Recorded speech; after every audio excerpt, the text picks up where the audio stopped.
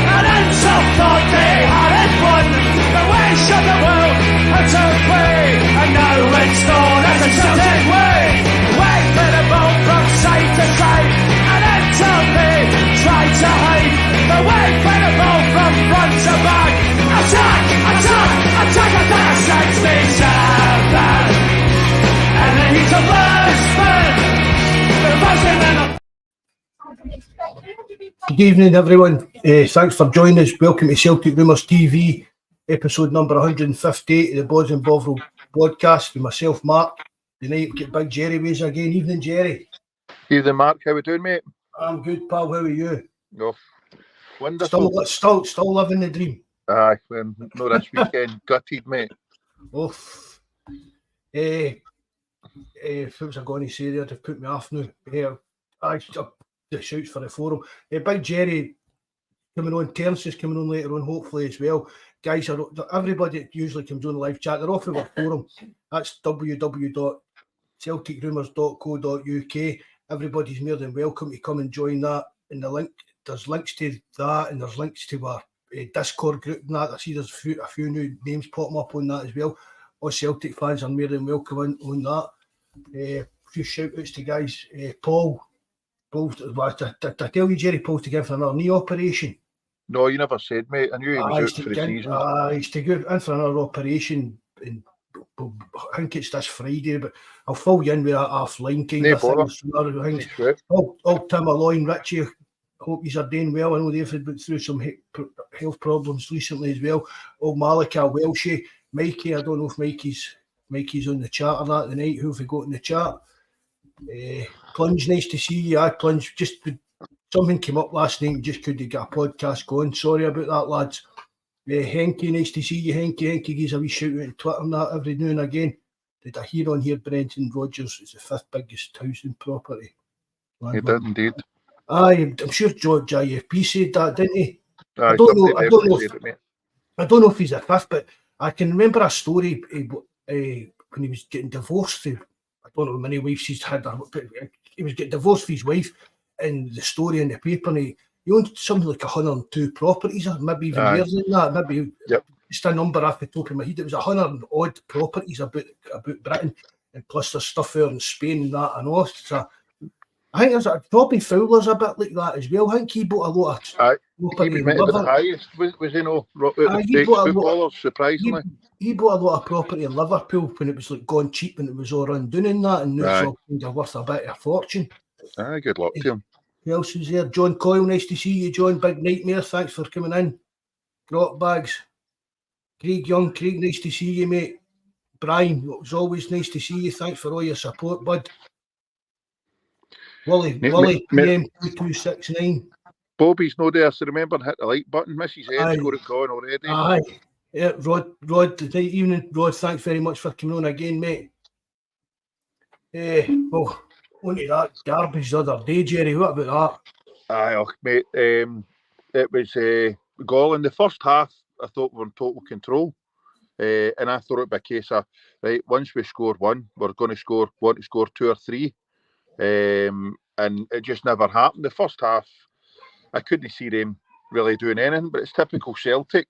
You're always waiting for them to come up the park and score. But the first half, we were in control. I actually thought Burnaby had a decent game the first half, and then by the end of the second half, man, I wanted to fin him and go daft. But it was gutted. We've handed that kind of initiative today. I'm going to try and remain positive, mate. But it's hard to consider the amount of points we've threw away over the last, I don't know, number of weeks.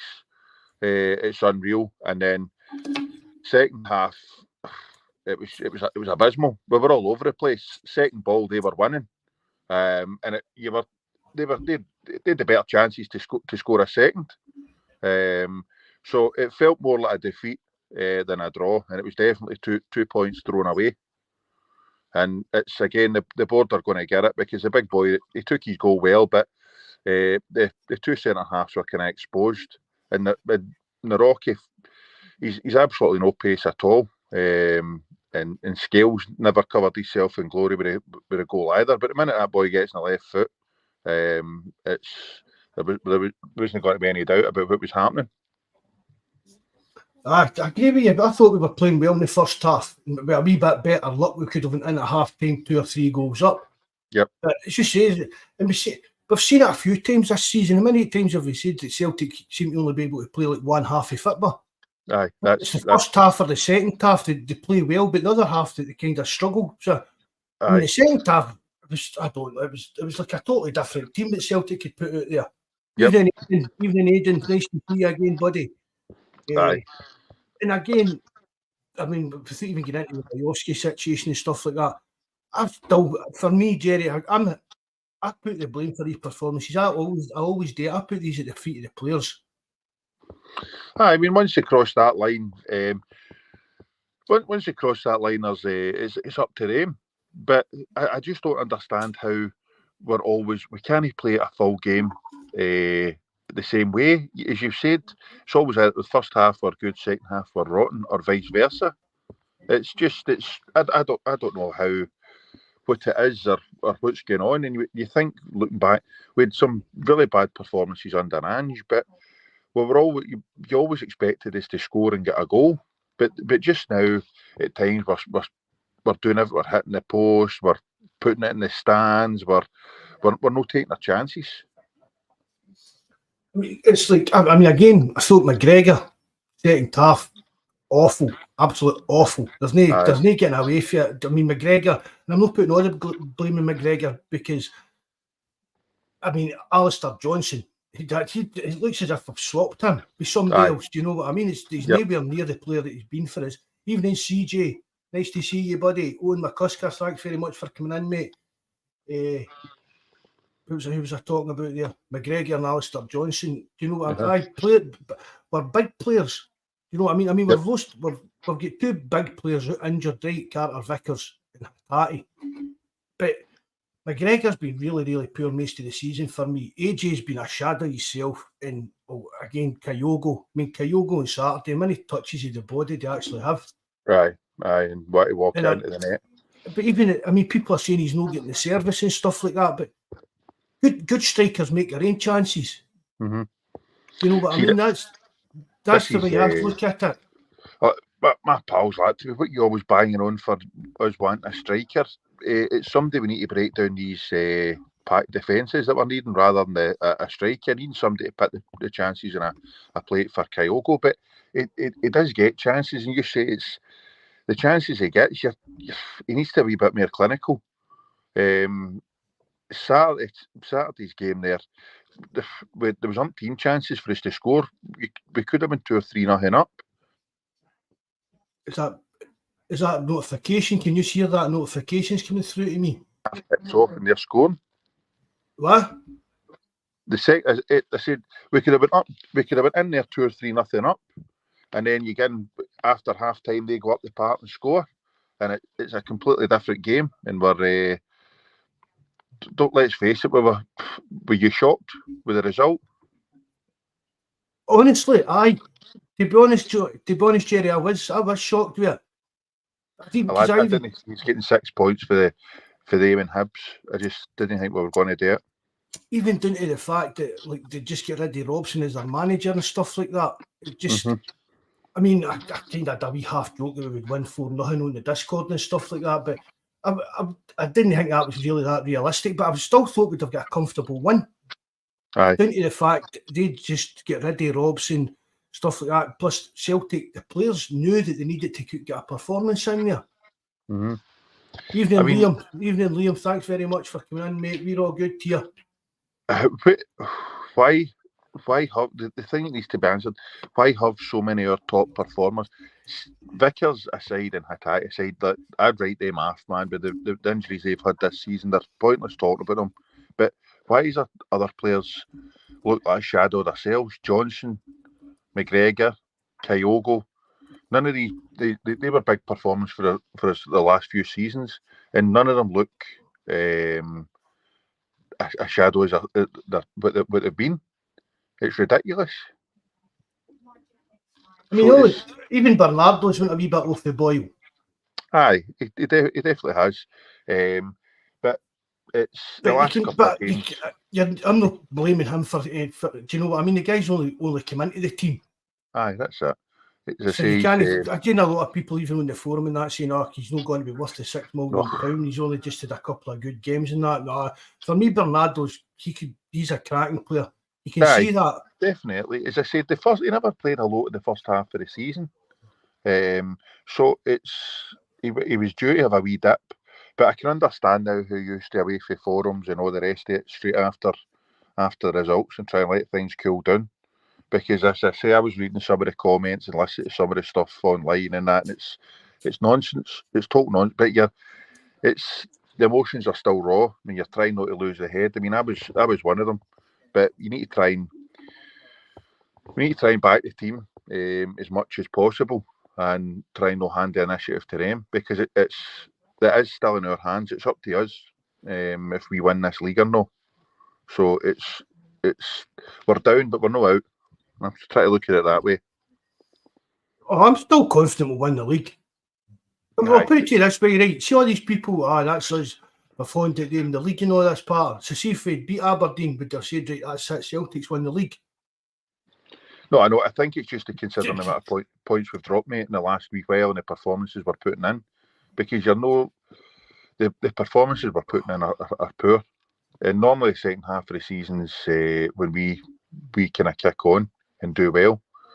Bucky Thistle, that's non-existent. But yesterday's performance was, first half we were fine. I didn't see there was a problem. And I thought we actually done quite well. And I thought, as I say, that I even thought Bernabei had a few good passes and a few good balls. But then that second half, it was posted missing. Some of his before he was taken off, some of his positional play was terrible. We were leaving the two centre halves exposed, and granted, none of them have got a lot of pace, and that big boy can shift. So I don't know. It was a game of two halves. I say first half we were fine. We were okay. If we take the chances, I said it in a right good performance. But second half was shocking, and Hart he gets out of jail with a few of the saves. Aye, made a good few saves. Fair dues to him. I mean, we've given him a wee bit of sticking that on here, but fair play to him another day. Evening, Rebel. Nice to see you, mate. Rebel 86 here. I see he's saying the next two games can define the season, but a wee bit early, but we can't really afford too many more slip-ups, to be honest. Well, I don't think we can, but again, they're grinding out results. I mean, let's not be. That's a good team, mate. But have you watched them really? Aye, granted, but I'd rather be grinding out results than no. So no, they're poor. They're a poor team. I've not seen any of them since they signed any of these players at the January window. But it's again, I don't want to keep harping over old ground, sounding like a broken record, turning every day off. But if we had bought that big boy in that January window and a left back to help out with Taylor, then we're probably not having this conversation. Oh, look, he wouldn't have scored against us on Saturday. That's a certainty. Exactly, that would have been one bonus at least. But I mean, as I've said about that, what's Celtic got to offer Majowski? What did Celtic see in January, the January window there? What did Celtic got to offer him? Well, back up to Kyogo. That's basically this is the thing. It's one of the things that's pissing me off. Everybody's like, it's a backup to Kyogo. How do you sell the centre forward position with away Kyogo? Kyogo's been shite. He's scored some right good goals, but he's no hit the heights he has in previous seasons. And a player should be wanting to be the best they can and go and challenge yourself and not think, oh, I can't move there because Kyogo's playing or because that one's playing. Because if that's their mentality, then you don't want them. You want them to think, hey, I'll go and challenge him. We'll see how good he really is. I fancy my chances here. And then once he gets a chance, keep the jersey. Because that's the kind of players that you want. You want them to have a strong mentality and a winning mentality. You're not wanting players in there that, oh, no, I don't fancy this. It's too hard. Or he's better than me. That's not the attitude you're wanting in a player. Oh, I know what you're saying, but again, I still maintain that I agree with you. We see the next striker we sign is, for me, it's got to be Kyogo's replacement. It's got to be better than Kyogo. As I said the other night, see the next centre back we sign, you've got to be better than Carter Vickers for me. To play beside Carter Vickers, not to replace him, but to play beside him. Mm-hmm. But I think that just again in this January window, I think to come in, like for a striker to come in and try and displace Kyogo out the team would be a big ask. I really do, because he's Celtic's number one striker. Let's not be kidding about it. That is his position at the club. And what kind of, I don't, how would I put it? What if Majowski came in and we dropped Kyogo and Majowski had a couple of stinkers for his first couple of games? Oh, Jerry, don't believe in me, man. Don't believe me here sitting talking myself. I'll just blather on about that till Jerry comes back. He better come back.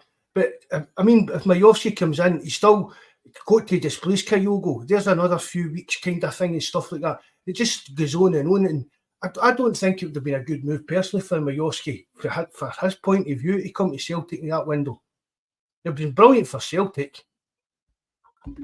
There he's back. Don't do that again. Don't do that again, man. I was listening to you talking, and then next thing I couldn't hear a thing. Apologies.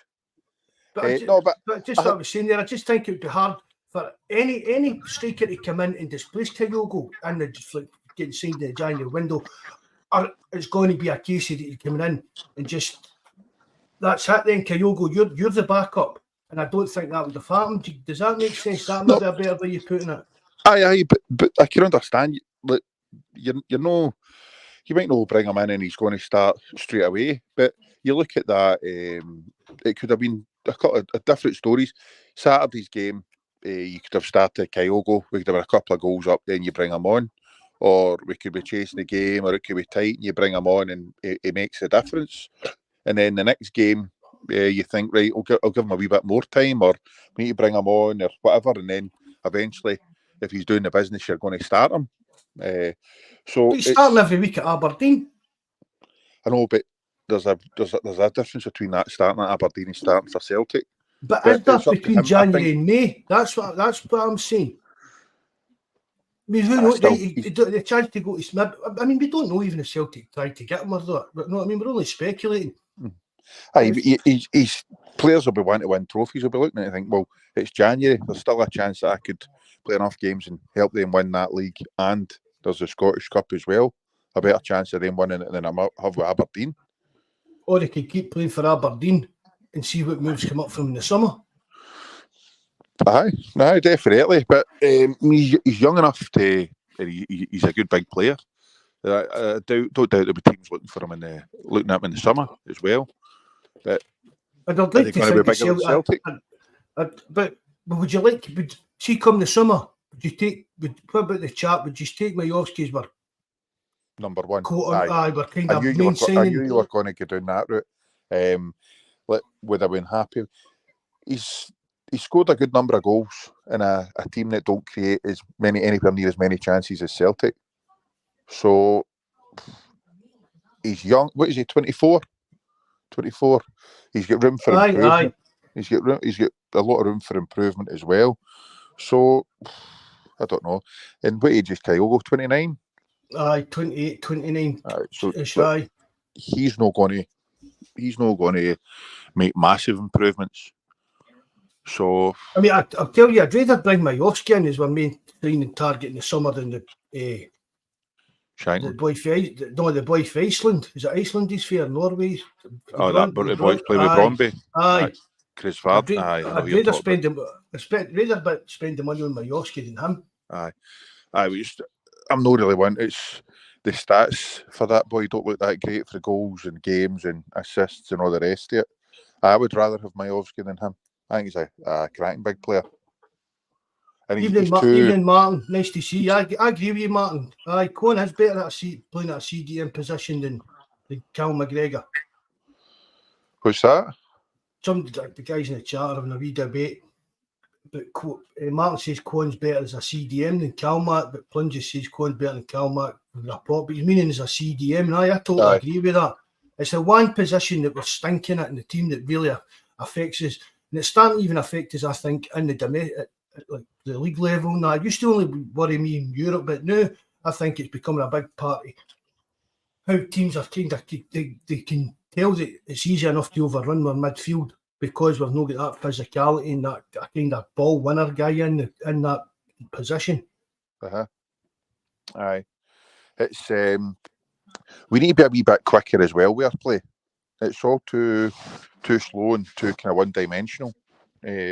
Corners, shies, even just the passing for the sake of passing's doing my head in. Although I say it in the second half of that game on Saturday, they were winning all the second balls. It was the midfield defence and attack were off. There was massive holes. You could have driven a bus through them, and they seem to be winning all the second balls. I know the game was a wee bit more open, but I think a CDM in that middle of that part would maybe put their foot in the ball and be able to sort it out. Because it's like playing hot potato the new, isn't it? Aye.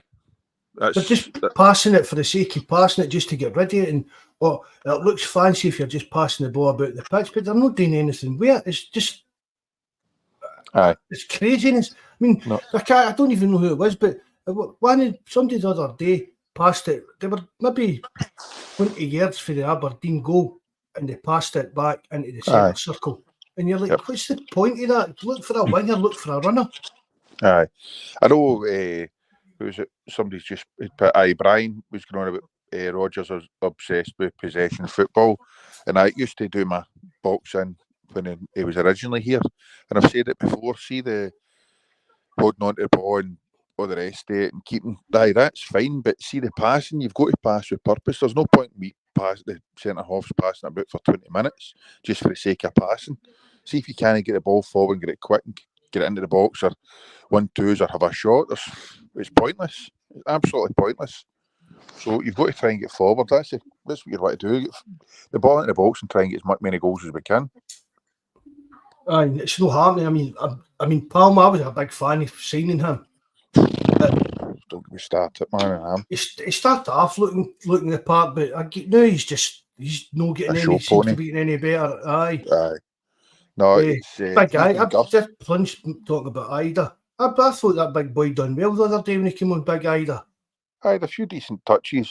A few decent touches and all the rest. I think he was keen enough. He got again. I wasn't over the moon when I heard we were signing him, but he's signed and he's here and he's looking to do a job and he's keen enough. So I'll get behind him. So I would somebody saying give him a start on Wednesday night. I done Kuhn. I'd be happy enough to see him starting. Aye. He can't do any worse than Kyogo's doing. Let's put it that way. Exactly. Do you think there's any chance of changing formation? I don't think so. I mean, I've spoken about this before to guys privately and on here and that. I would like to see him going for a 4-2-3-1. People get on about saying about this 3-5-2. I can never see Rodgers going for that. It's a kind of bit of an outdated kind of formations wise as well, and that. But I'd like him to get back to the 4-2-3-1. I believe it would be a bit maybe hard to shoehorn all the players that I like and are playing well into the team in that formation. But I definitely think it's something that should be looked at. You barely get a five-a-side team with the players that are doing well. There's nobody there, but I heard them saying that he had went to a 4-4-2. That's how they finished the game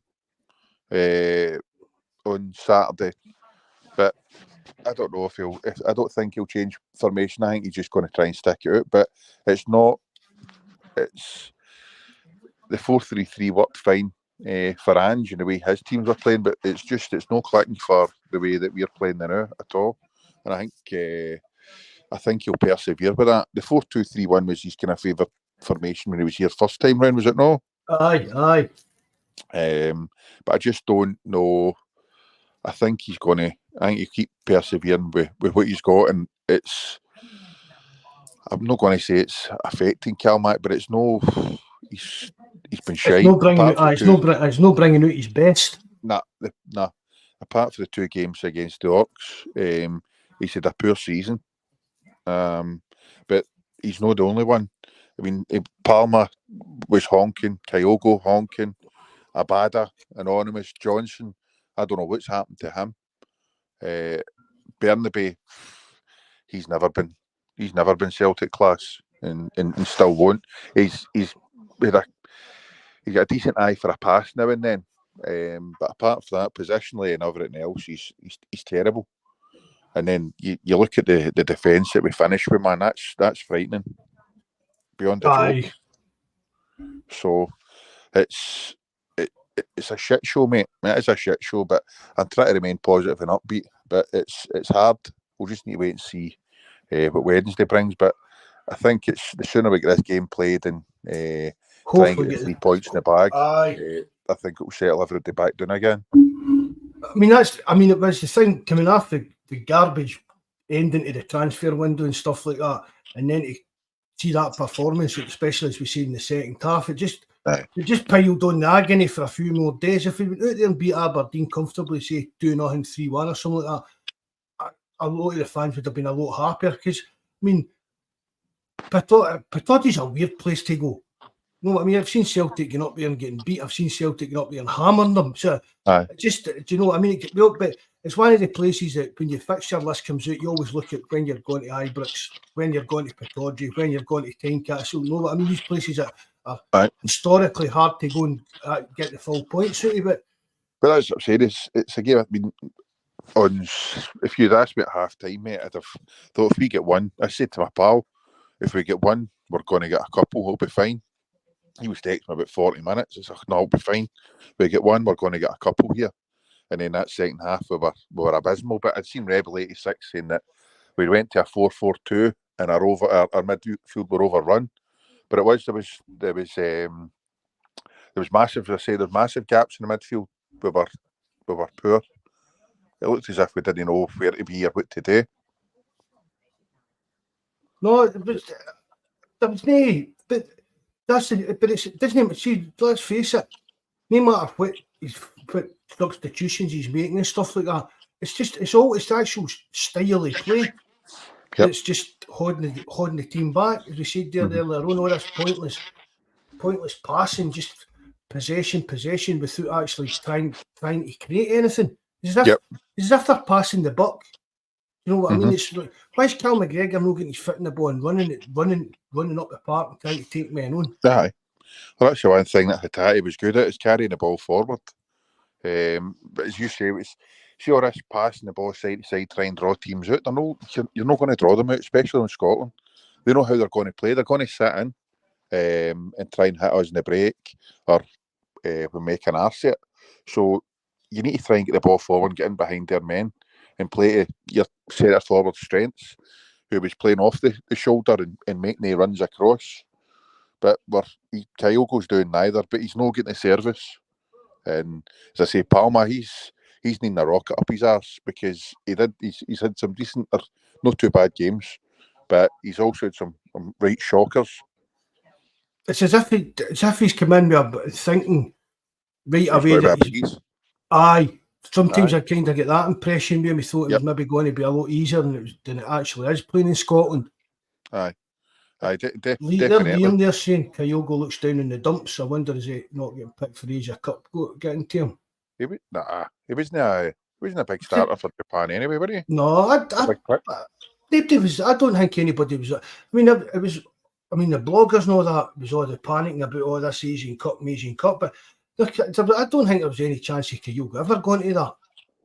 No, I don't think so either. I think there's more a chance of Bernaby getting called up to Argentina squad than there is of him, Kyogo, getting into the Japan team. More chance of you getting called up for Argentina than Bernaby. Tell me this, what's the script? Is Maeda back? Or is he off for a week or two? Is he a couple of weeks off? I don't know if they've gave him any time off. I wouldn't like to think so. No, I thought I heard them say we get a wee bit of time off and then he'd return, but I'm hoping Jinky will be back in the squad for Wednesday night. Well, if not Wednesday, surely for the weekend. Aye, maybe for the weekend, maybe Wednesday night's a wee bit too soon for him. But saying that, it's Maeda. Aye, do you know what I mean? It's him. You know what he's kind of like. He's a machine. Do you know what I mean? And Martin said he thinks he's back in the country. I hope he is. Aye, Greg saying he flew home yesterday. Aye, good. If we don't beat Hibs, we're piss poor. Aye, well, Hibs aren't exactly. They've been playing shite. But so's Aberdeen. I thought we got them at the right time. I thought we got Aberdeen at the right time, but the change of manager and all the rest of it, and us playing shites played into their hands. Perfect storm. Maeda jogged back to Glasgow, I think he says. Aye. Greg saying he'll be on the bench on Wednesday. Aye. We need them. We definitely need them back in the squad. So, as I say, it's Hatate and Vickers in here as well, right name off the rest of the season. So, who else is there to come back into that squad? Did Rodgers not say the other day Carter Vickers was only a couple of weeks? I just think it was a couple of months. I thought I heard Brendan Rodgers saying he'd be looked at in a couple of weeks. Right, we might be then. Here's hoping. And then we'll get him back for a couple of games to get injured again. Like, probably. So, aye. But you never know. That's mad. That's madness, isn't it? Aye. Colin Wanker. Mm-hmm. Colin Wanker. That's an anagram of his name. Aye. See that Neil Warnock? Yep. You can spell Colin Wanker out it. We've called him it for years. He's a massive monkey anyway. See, he'll love going to there and leading Aberdeen out at Monkeyland. Even just because he gushes about Rangers and that, the guy, that's not the way Warnock is. He's a maniac. He'll be wanting to win that. Aye, okay, no, I know that. I know he'll be wanting to win it, but especially, I mean, imagine. I hope he does. Your very first game as Aberdeen manager, you go to Ibrox and beat them. That he'd love the headlines and the, you know what I mean, the attention that would bring to him. He'll be out there. He'll be trying to get them, but he'll be trying to get Aberdeen a win there and more than that. We get no doubt about it. Aye, good on him. Evening, Chilpal, mate. Patrick McLaughlin, cheers for coming in, mate. Nice to see you. I'll have the rosary beads out tomorrow night anyway. Hoping he gets the victory. Praying for him. But what's somebody seen there about Aberdeen? Ross County have been piss poor. We struggled to beat them. Same Aberdeen. Don't we know it? We've been horrific. Absolutely, it's John Coyle that said it. Just to see that. All right, Ross County. Aye. I know. It's the whole team have been right off the ball, but that's up to Rodgers to try and get us motivated and lifted. And the same with Calmac. We need massive games to go and a lot of football to play. So we've got to try and get going and try and start clicking in with these performances, and grind out the results. And as long as we can get the 3 points, but that's the most important thing. I mean, many times to be sat here and I say, even when we're getting away to places like Ross County where it's supposedly the teams we should be pumping and stuff like that, I always say, get 3 points in the bag and get out of Dodge. Doesn't matter how you get, could be 1-0 with a daft OG, it doesn't matter as long as you get the 3 points out of it. Exactly. No, it's the 3 points come first, the result first, and then you worry about the performance. But as you said, they're grinding out the results. They're not caring about the performances. So we've let a 7-point lead slip, and some of the football they're playing is horrendous, but they're grinding out the results, and that's the way we need to be. I would take a 1-0 OG win any day of the week, rather than the best football we've ever seen played and not get a result. Liam saying Awata will probably come back on Wednesday night. I see he's back in training Awata. Even get home on the park and on. Let's see what he can do, because he looks as if he's got a wee bit of a dig about him and that. Aye, he's got a bit of. I think he's got a bit of nasty streak in him. So that's what we're maybe needing. I hope it's no more than those repeats are needing, John. There's Greg saying Brendan Rodgers is off the boil. Peter Law and Brendan relationship is a problem. Think that's true? There's something going on, mate. Something stinks with the whole thing. Aye, I think there's something no right behind the scenes. Yep. But do the same thing. Do you go on with everybody you work with? No, mate, but I'm probably the main problem for not getting on with them all. Do you know what I mean? And that's why I'm suffering this week, because I'm hearing that off for these ones that I've been getting it tight to for years. Payback's a bitch, so it's their turn now. Aye, but I mean, Peter Law was there when Rodgers came back. Yep. It was. I mean, what we know, he had no part in the recruitment process. It was, can't even mind who was it that went out to Spain to speak to Rodgers and stuff like that. It was Adams, was it Chris Adams or something? The finance guy, and Nicholson went or something. But whether there's still a bit of grievance between them, that's up to Rodgers to get that sorted out with Dermot Desmond, because he's more closer to Dermot Desmond than he is with anybody at the club, Brendan Rodgers. Yep. So if there is a bit of friction between him and Law, then it's up to Rodgers to get Dermot Desmond he needs to get it sorted out. Mm-hmm. Aye. No, it should have been sorted out before now. If there was an ego problem, it's not doing the team any good. It's not doing the squad. It's not doing anybody any good. So if one of them needs to slide, man, I hope it's Lowell. I know all my pals are saying they're hoping it's Rodgers, but he's fit, but I'm hoping it's Lowell. But I can't see it. I just don't see it. Lowell's not going to go anywhere. I think it'll be Rodgers that will go before him. See there, Joseph. Evening, Joseph. Nice to see you, mate. I don't know if I gave you a shout earlier here about Lowell. Did not want him, Desmond, man. Well, see, I spoke about this a couple of times. What I've heard is that the likes of Michael Nicholson and Baby Lil, Mark Lil wanted that Enzo Maresca. So Maresca, isn't it? That's his name. They wanted him in, but Dermot Desmond and his camp, they more wanted to do the Brendan Rodgers route. So it's all hearsay and gossip we're listening to. There, Jabber, evening Jabber, how you doing, bud? John Fitzsimmons, nice to see you again, mate. Regardless, once the appointment's made, there shouldn't be any division. They should always just pull in one direction to make us better. And I don't think, surely to God, if Law's in there and Rodgers is going to him looking for signings and looking for cash, he's not making that available, then it's... it's no him that he'll only be going to Peter Law and asking for cash and signings. That's up to Michael Nicholson. Aye. Well,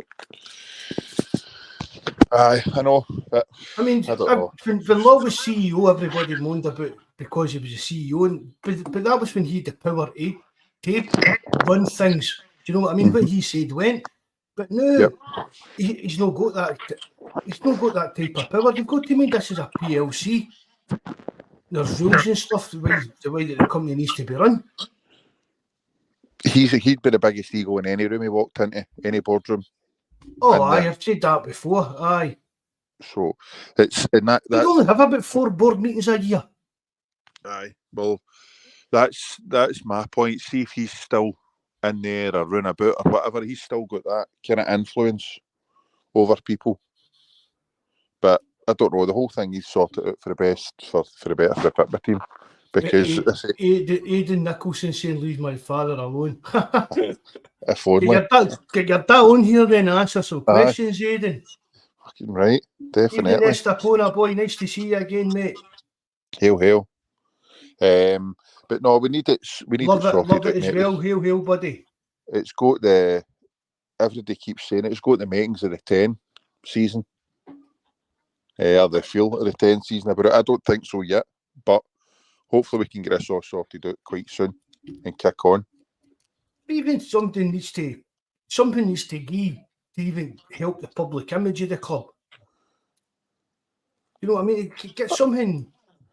There's got to be some kind of no. I don't mean a statement as in like a written statement, but a statement of actions and that. There's got to be something that happens to kind of reassure the fans that all these rumours about all this bickering and arguing it's all a lot of rubbish. Mm-hmm. Or if there is something in it, get rid of the cause of it. Yep. I mean, see even if the thing about it is that Peter Lawwell needs to be connected to the club to keep his kind of role at that ECA. Just give him some daft. I mean, for me, that's all he is. Is a daft position. You know what I mean? A non-executive chairman. But give him even something stupider than that. If that's the only reason, do you know what I mean? Just give him a job as a club secretary or something like that, or an advisor, any old rubbish like that. Yep. Aye, okay, definitely. But as I say, that window's gone, and it should have been sorted well before then. It should never have been allowed to get that far if it has, or if we're all just guessing. I don't know, but there's no smoke without fire, and the way things went in January. Something's off, and the shite that Rodgers has come out with from when he's come back. 1 minute he's signing the players and he gets final say, and then he's wanting 4 quality signings and all the rest of it. And you knew the minute that window slammed shut some of the tripe that he was going to be coming out with. You could have guessed what he was saying. So I think he's been let down regardless since he came back with recruitment. Because as we know, the players that were signed aren't Rodgers players. The boys in January, possibly. However, they should have had a wee bit more quality and experience in than what he was given.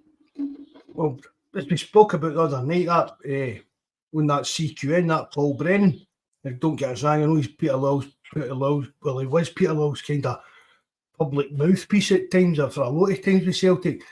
He put it up, and according, it was the players that were scouted in the summer were for what was it he said, a manager that left the building, but the players that were signed were all sanctioned by Rodgers. And again, I'm not saying that these signings weren't sanctioned by Rodgers, but he still maybe expected the 3 or 4 quality they wanted, as well as these young players to try and develop them. Yep. And as Brian said, that he's quoting, don't forget, Brendan Rodgers said the club could have been braver in the transfer market.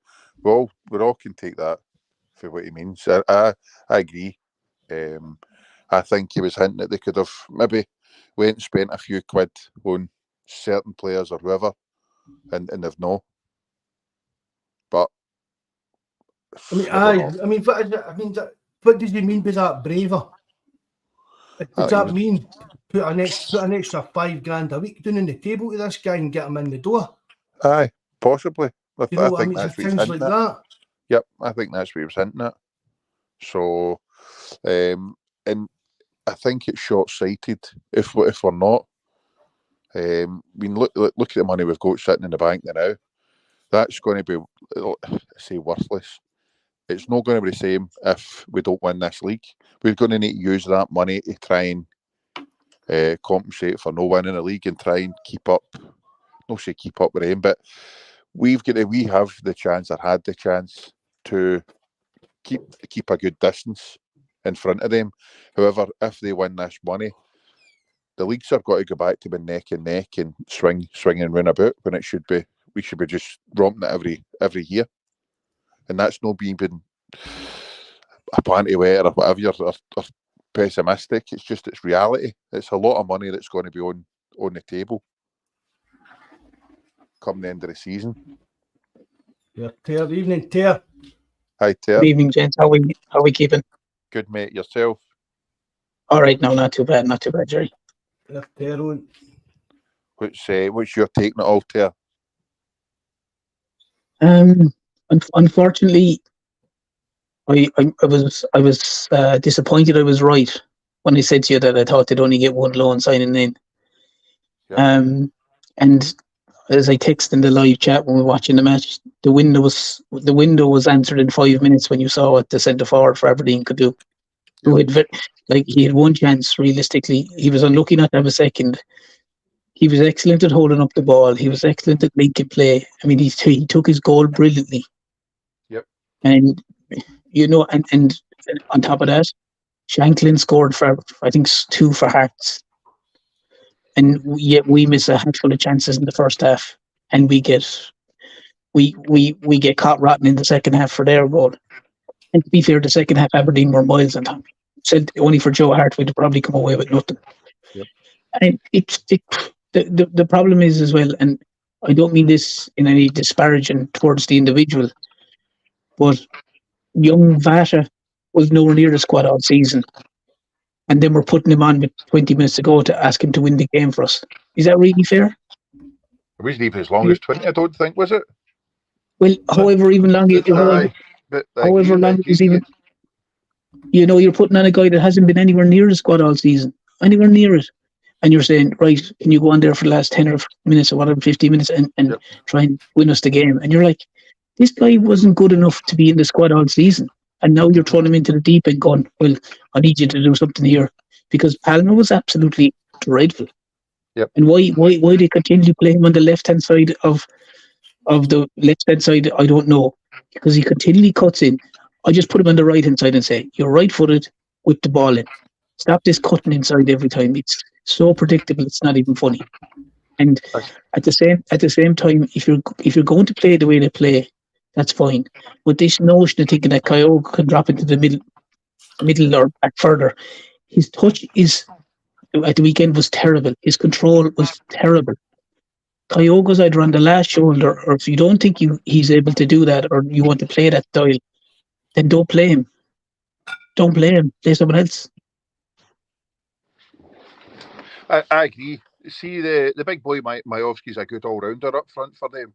That's what I'm saying.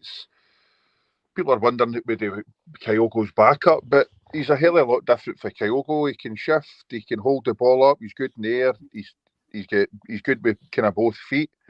I think he would have been a good addition to our squad in this title run-in. But yet, it's another one we've let go. It should have been there. As Mark said on a number of occasions as well, Jerry, how many times has Mark said that he saw as more of a Brendan Rodgers style striker, whereas the Aberdeen lad is a massive step up an O, but yep. He still holds up the ball. He's strong. He can win headers. He looked really good there. But the problem is if Celtic go back. Sorry, you still there, Ter? I went quiet. I don't know what's happened there. Must be you, Mark. You must be muting me and him. No, I'm not. Sorry. Are you still there, Ter? Yeah, can you hear me? I can. No, you cut off for a wee minute there, bud. Oh, sorry. I just got to say it's probably going to cost Celtic another 2 or 3 million now if they go for this guy, because he's put in the performances. And as I said, Mark used to always say about then a Brendan Rodgers style striker. that guy's a prime example of what a Brendan Rodgers style striker would be. You know, Kyogo is struggling in this system. He's struggling in this system badly. Aye, he was used to playing off the last. That's where he was electric, playing off the shoulder of the last man. And because your play's so slow in the build up, by the time the ball gets up to him and it's the midfielder behind him, it's taking that long to get the ball to him. He's not getting a chance to make the runs or play off the last man. I don't know. But I mean, let's not forget as well that Kyogo spent most of his time there in Japan playing was it a left winger? Aye, left hand side, left mid, left winger. Aye. But, so it was only if he came here that he played as like a main striker. Yep. Aye, we still don't think he is a number 9, but it would have been interesting to see how he'd have fared with that big boy playing with us. But we're no need to worry about that. But I seen. Was it George Robertson had put the comment saying it was our board that was way back make the Rangers relevant. It's down to our board that's making the Rangers relevant, and I couldn't agree more with him. Anytime we get the chance to put daylight between us and them, it's as if they're not wanting us to get too far ahead. I can't fathom it out at all. Cannot fathom it out at all. We should have made. And I've harped on about that again for years as well. Aye. You know what I mean? On the forum, when we started the podcast, and that, so many times have you heard me saying the words that we should be treating the league the way PSG treat the French league and that? Oh, and look, tons of times, Mark, and I agree with what Jerry's saying there, because we said it before here that if roles were reversed, they would bury Celtic if they had a half a chance. And if they win the league, if they do win the league, and you asked me this question a few times, and I do think now that we won't win the league. If they do,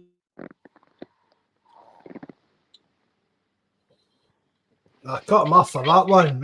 No, I didn't cut you off for that. Yeah. Aye. No, it must be just these signals going. It must just be signal dropping in it. Aye, I'm still think we'll win the league, mate. I mean, that's the way I'm looking at it. They're bottle crashes in big games, so I'm hoping the game's against us, and then hopefully maybe tomorrow they're feeling a wee bit of pressure and they drop points, and we can beat Hibs, and then that's it. We can start breathing again and concentrating ourselves rather than worrying about them, because they're loving it now. But I think hopefully we'll be okay. Hopefully we'll be all right. I think Ter's using the McDonald's Wi-Fi. I think he's sitting out the gate and stealing it off the neighbour. You there, Ter? I must be. I am. I don't know why the phones keep doing that. I know what's going on with it. I know it's keep doing what it's doing. Yeah, it's fine. It might be telling me something. I don't know. No, I've went a couple of weeks in this house with internet, mate. It's soul destroying. Oh. They cut through the cable outside, man. So it's civil war in our house. So I need to talk to her and look at the wains. It's unreal. I went through it for a week, Jerry, man, and it was I had that Sky Glass. Aye. So see when the internet went down, you'd no telly, telly, no internet, nothing. And my God, man, I was ready. Oh, she used her phone data and the one. She left her phone on roaming data and it used it on the one day or something like that. Oh, it was actually brutal, man. Who should actually make conversations? Sitting talking. And that was that. After that, I was like, boom, I'm away back to Virgin. I'm not putting up with that anymore. No, I was phoning my work phone, kidding on had call-outs, man. It disappeared sitting round the corner in the van, eating McDonald's. Like I've torn face push all night, you know what I mean? So, it just shows you how much of our life is like relying on the internet. Aye, well, that's the problem, man. You were during that transfer window, I don't know how many times I refreshed Google trying to see if we'd signed them, they'd done anything. That's the downside to it. We're going that forum to look for Hoops 88 to find out where our latest signings were coming from. I know. Terence was, you were working, weren't you, Terence, in transfer deadline day? I was, thank God. We were doing a pod if he was coming on, he's like, I'm night shift and that, I can't make it. Evening, Dr. Strangelove, nice to see you, buddy. I don't know if I've missed you earlier on. Nice to see you in again, mate. I said to him, don't worry, I'll keep you up to date with our 3 or 4 signings get announced. That's what I said to him. I think I text you to say. I bet you'll only be the one loan, and lo and behold, it was the one loan. Aye. What's your take on that, Terence? I've not heard from you about him. You might even know about more about him than we do, either. Well, what's your take on what's your actual take on the transfer without even an option to buy or anything like that? Craziness, isn't it? It's just a box ticking exercise, Mark. That's all it is to me. I mean, the fact he's Irish, it's probably a lazy man's way of getting a transfer. He's third choice striker at Norwich. He's 5 goals or 17 goals in 115 appearances, something like that. You know, like, I mean, I see that these stats. Sorry to interrupt you, but is that not about? I know that as his actual stats, but I know it can be misleading. I appreciate that. No, but is his stats for this season no actually that bad? Is it no 6 goals in 20 odd games or something? Maybe I'm wrong, but just for this season or something like that. Which you look at that, it's not as bad as when you stretch out over the years. Do you know what I mean? Oh, I agree with you, but where the problem is with it, Mark, is I agree with you that it's a loan with no option to buy. But you had 2 ready-made guys already there in front of you that you could have bought, and you could have had them as permanent Celtic players. One of them put in a fantastic display the weekend against us. The other guy scored 2 goals for Hearts. Everyone bar the board was crying out for one of these 2 guys. I didn't hear one person in the forum or one person, anyone Celtic related, say, I hope he's like the 3rd choice striker for Norwich. You know, it's just like the argument would be if he wasn't, and I don't mean this in the rule, but if Ida wasn't Irish, would he have been even in consideration for it? Probably not. Where is Martin saying that Norwich wants 7 million for him? I thought he'd agreed a deal with that Verona. It was for 4 million. It was 4 million was a buy on the option to buy or whatever. That's what I thought. Was it €4 million though? Oh, I can't remember what one it was. It's £4 million, but that's what I don't understand too. We never had anything written into the contract unless it was all done too late. It's just an absolute baffling transfer for me. God, I mean, totally. We keep talking about it, right? Basically, we were looking for a 3rd choice. We were really, unless we were going for somebody to replace Kyogo, we were looking for a backup striker. I keep saying it should have been a young player or an older player, somebody like Jamie Vardy, even that Danny Ings or something, if we could have got them in loan for a couple of months.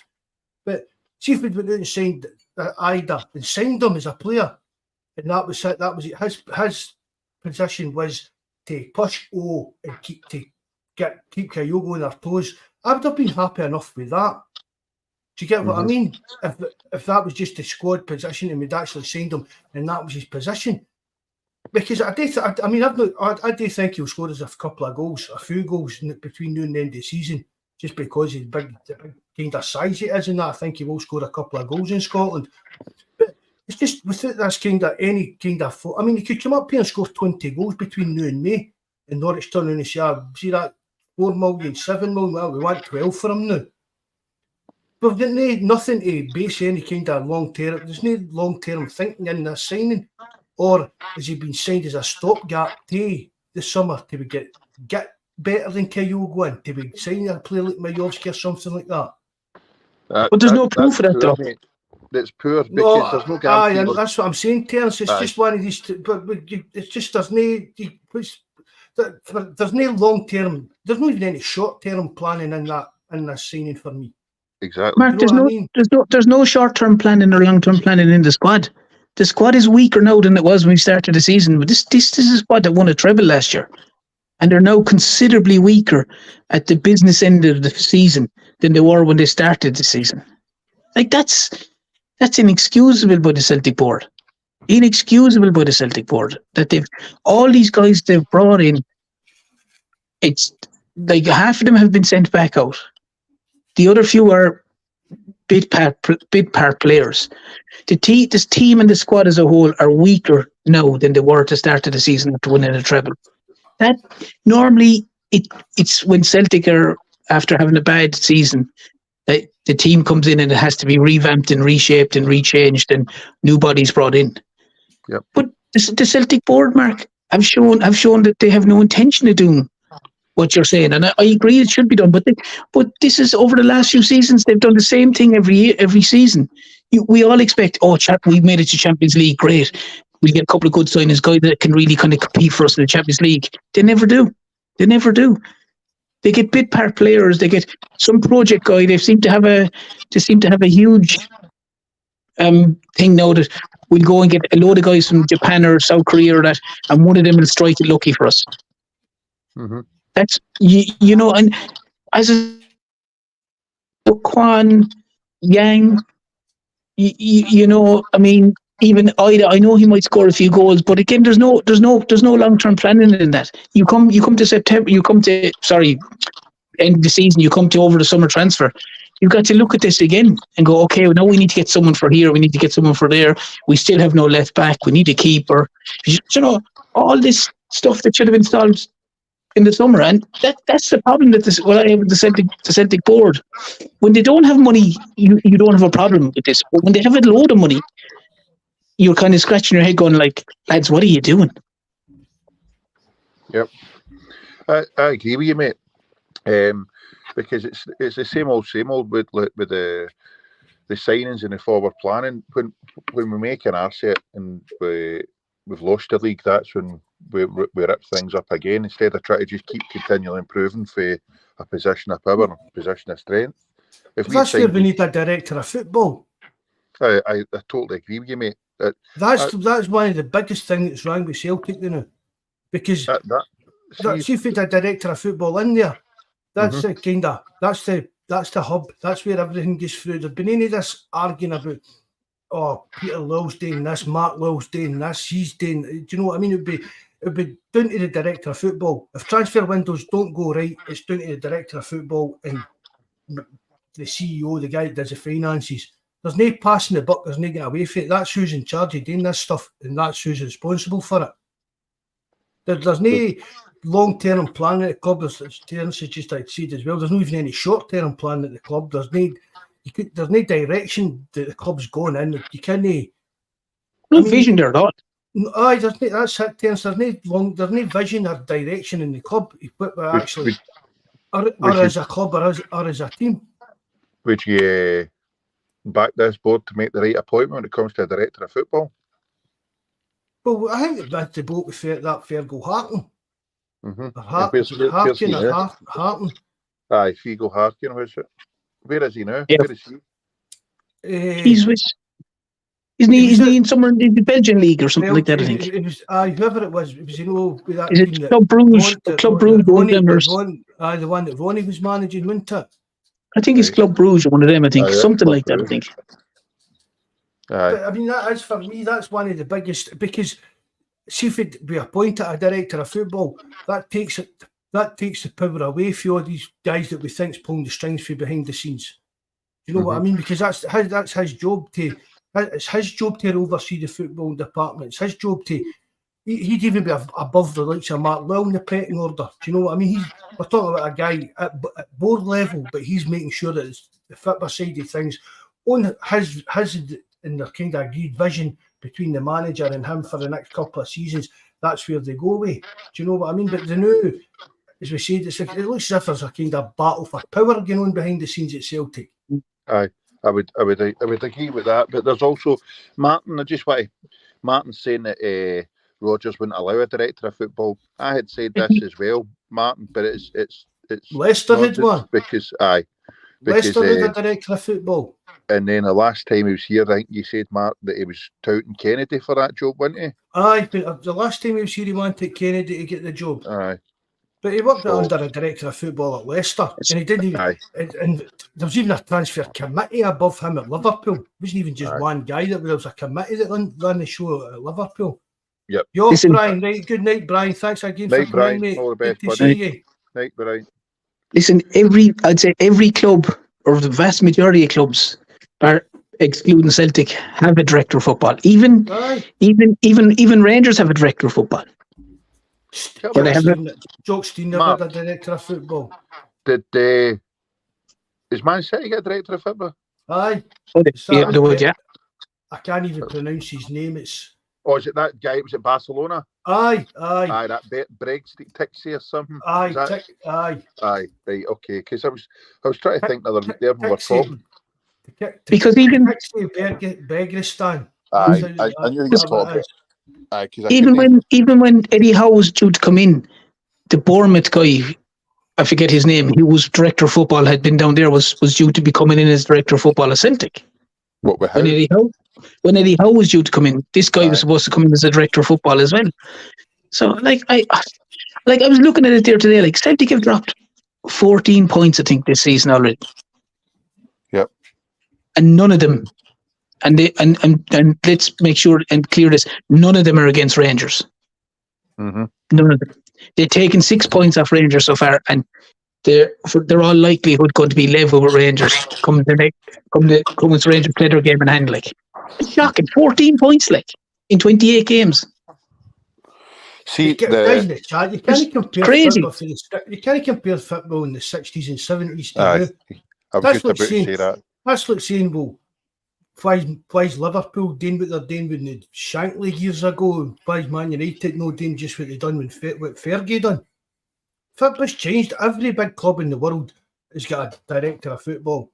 Somebody's got a long-term vision to keep the club.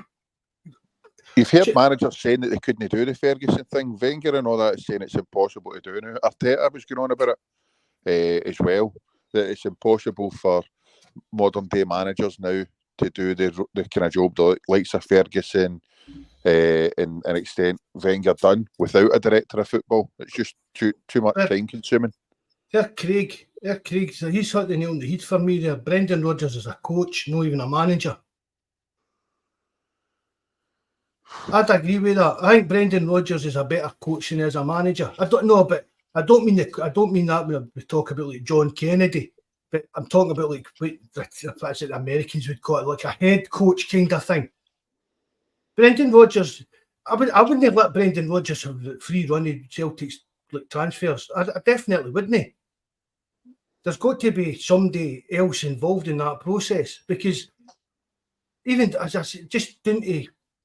You can't have Brendan Rodgers in there negotiating contracts. You get that kind of thing. Mm-hmm. Do you know what I mean? An old-fashioned manager's involved in the process of everything. Do you know what I mean? But Rodgers should be involved in who we sign, selecting who we sign. But apart from that, no, just let him coach the team, manage the team. That's all the more reason, as you say, Mark, for a director of football. At least there's someone. There's someone there that's basically, for all intents and purposes, is answerable. That you like, if there's an issue with the way the football's been played or with transfers, it's whoever another. He's a director of football. He's responsible. He's the person we ask the questions to. At the minute, realistically, people go: is it Brendan Rodgers? Is it Mark Lawwell? Is it Peter Lawwell? Is it Michael Nicholson? No one knows who's doing what. I understand the transfer committees, but if you've got a figurehead there, like a director of football, you can know, well, he's the guy who looks after the football inside of it, answer the questions. Until they put it in, they're wasting their time. There's Martin and Joseph have came. I've got a couple of decent points. Martin's saying about Baby Law, very highly rated in the City group, and they try to keep him. City don't have bad people. He's basically saying he's a director of football with a different name. Martin, I've yet to see where they tried to keep him and to see what his role was at the City group. I put a big post up on the forum about it. That a guy who'd done a big in-depth probe about what he'd done at Man City. And what his role was. Recently? I put it up the other week because it was on some, I think it was an American site. Right. Because it was behind a paywall, but because I'm a free membership to it. No, because I play that Wordle game. I play that, so I've got a free account with it, so I could read it, but I couldn't share it amongst people. I think I tried to send you it as well, Ter, didn't I? The big spiel about what Mark Lowe had done. I put it up, I copied it and gave him a link. Obviously, you need to have copyright strikes, and I put a big spiel up about it. But the thing about it is, if Mark Lowell's a director of football, then, well, what's he doing to change getting rid out of this Lowland League? Do you know what I mean? What's he doing to help promote the women's team? That's the kind of a director of football looks at everything in the football department. A director of football wouldn't have a B team playing in that Lowland League. I mean, that's just a ridiculous notion that any of your young players are going to get better playing at that. Do you know what I mean? A director of football is the type of guy.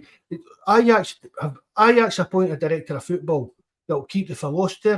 Dr. Strangelove saying as well, to keep the philosophy going and stuff like that. So that's why big clubs have them, because when they change manager, the full club doesn't fall apart. Every time Celtic change managers, everything goes to pot, everything falls apart, it goes to shite. We struck lucky with Ange, we really did. But it really does. Any other time we appoint a new manager, everything falls to shite, and this needs changed, and do you know what I mean? All this kind of stuff. Whereas if they're a director of football, nothing upsets that. Right? 18 months ago, we were all sitting here rubbing our hands at, Ange's got the B team playing the same way as the first team. Just thinking a couple of years' time how good they'll all be, they'll be able to step up and do their job for Ange. You know what? Ange fucked off to Tottenham, so who's looking after that now? Is Brendan Rodgers telling the B team how to play now so that they can make that step up? Not at all.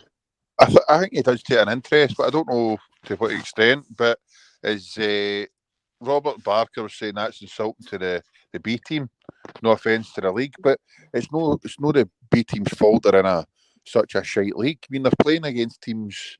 I'm saying shite. Is it shite by the B team standards, because they're effectively playing teams like Bucky Thistle of that level, and we're hoping guys that are out working a shift in a Saturday morning because they're playing Celtic B team on a Saturday afternoon.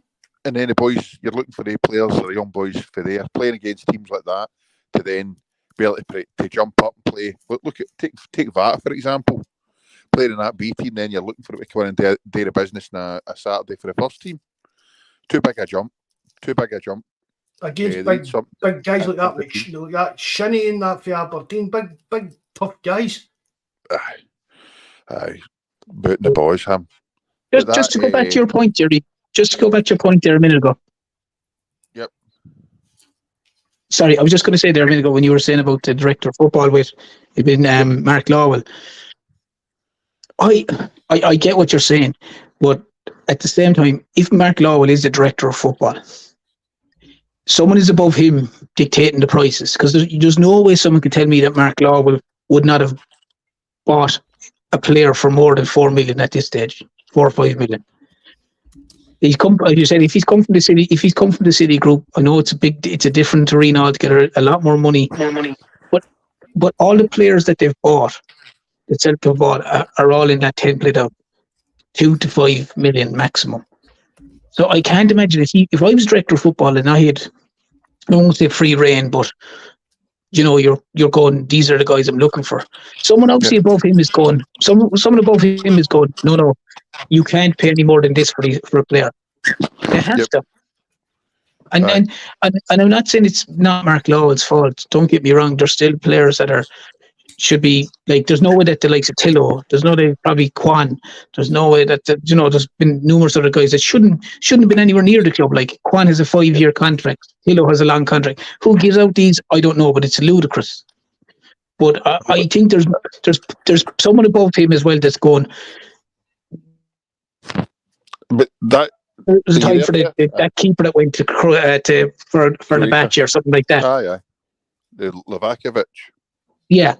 Yep. But see that's the. But whose fault is it if we didn't sign him? Well, they were offered a wee more wages, but I think the fee was okay, but it was a wages. I think I probably did come down to the actual wages, but that's what I'm saying to Terence and that. It's like we're blaming Mark Lowell for doing all this, right? But what if he was in for Lavakovic? What if he was in for Tate? What if he was in for Majowski or Shankland? And for one reason or another, whether it was money, whether it was where they were going to be playing in the team or whatever, if it just the deal didn't work out. Oh, I'm not blaming Mark Lowell. When you go to no, I thought Lowell was brought in because he had all these contacts, the scouting system, and all the eye for the player and all this. shite that we were fed was second to none. It's bullshit so far, because for every Bernardo we've had a Con and a Tilo. And I totally understand that there could have been players that he's identified, but the club have turned round and said, no, he's too dear, or he's wanting too much in wages or whatever. But yeah, but is he gone from shopping in Harrods to shopping in the Poundland? This is exactly it. But when you get City's money, it's total different from City's money to Celtic's money and budget, and where they're going to be shopping. You know, and again, as I said, like, is he been told? These are 5 guys we've identified. He's 9 million. He's 8 million. He's 4.5, and he's da. Are Celtic looking at that list and going, well, he's too much. Let's go for the fella who's 4.5 million. We think he could do a job, or 3.5 million. He could come good for us. He looks okay. He looks decent. His stats and all the other stuff. We could work with him. And that's it. I find it hard to believe that it isn't that, because every player that they bring in is in a certain bracket within reason. Every player they bring in. So that's why I'm saying, I'm not saying it's not Mark Lawwell's fault, but there's people above him that are obviously going, who pulls the trigger, Terms? Who pulls the trigger on the deals that we actually go for? I think it's Michael Nichols and whoever the finance guy is. Then probably Mark Lawwell might be involved in the meeting, but the boys above him are the guys who are going to say, no, we're not paying 8 million, we're not paying 9 million, we're not giving 6. See, I wouldn't think that Mark Lawwell's got that kind of authority. He's the head of recruitment. That's what he does. He's in charge of the scouting. He's in charge of coming up with players. Right? Maybe we're not happy with a lot of the players we signed, but we don't know the players that he's recommended we signed that's not happened. Do you know what I mean? Well, no, I'm saying he's probably identified players, but the powers to be above him have said, no, he's too dear. We're not paying him 60 grand a week. We're not paying 9 million for him. Who's your next guy? Well, this guy's 7 million. He's about 50. He's about 45 grand a week. No. Who's your next guy? Well, this guy is 4 million and he's about maybe 22 grand a week. Right, we'll look at him. And I do think that's what they're doing. I do think that's what they're doing, because you know, he might be identifying players, but he might be going down, as I said, going from Harrods down to the Poundland. That's what it's like. Well, some of these players that he's identified must be in the very, very last page of the they must be. He's got. They must be at the very bottom, because they're really. If these are the best that he can come up with that price range, then we're as well shutting up shop. I agree with you, Jerry. I agree with you fully.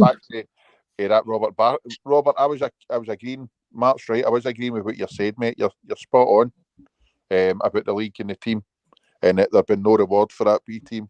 I agree with what you were saying, mate. Sorry, on you go, Ter. No, that's just that again. Just getting back to that B team, it's an absolute joke.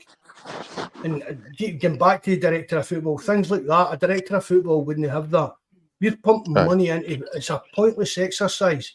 Yep. Absolutely pointless exercise that Celtic youth players in that Highland League or Lowland League, whatever it is. And if you had somebody like a director of football in there, they'd be right away. They'd be like, we need to get out of this as quick as possible and get our young players playing more competitive games on a level where they're going to become better, playing against a better level of players.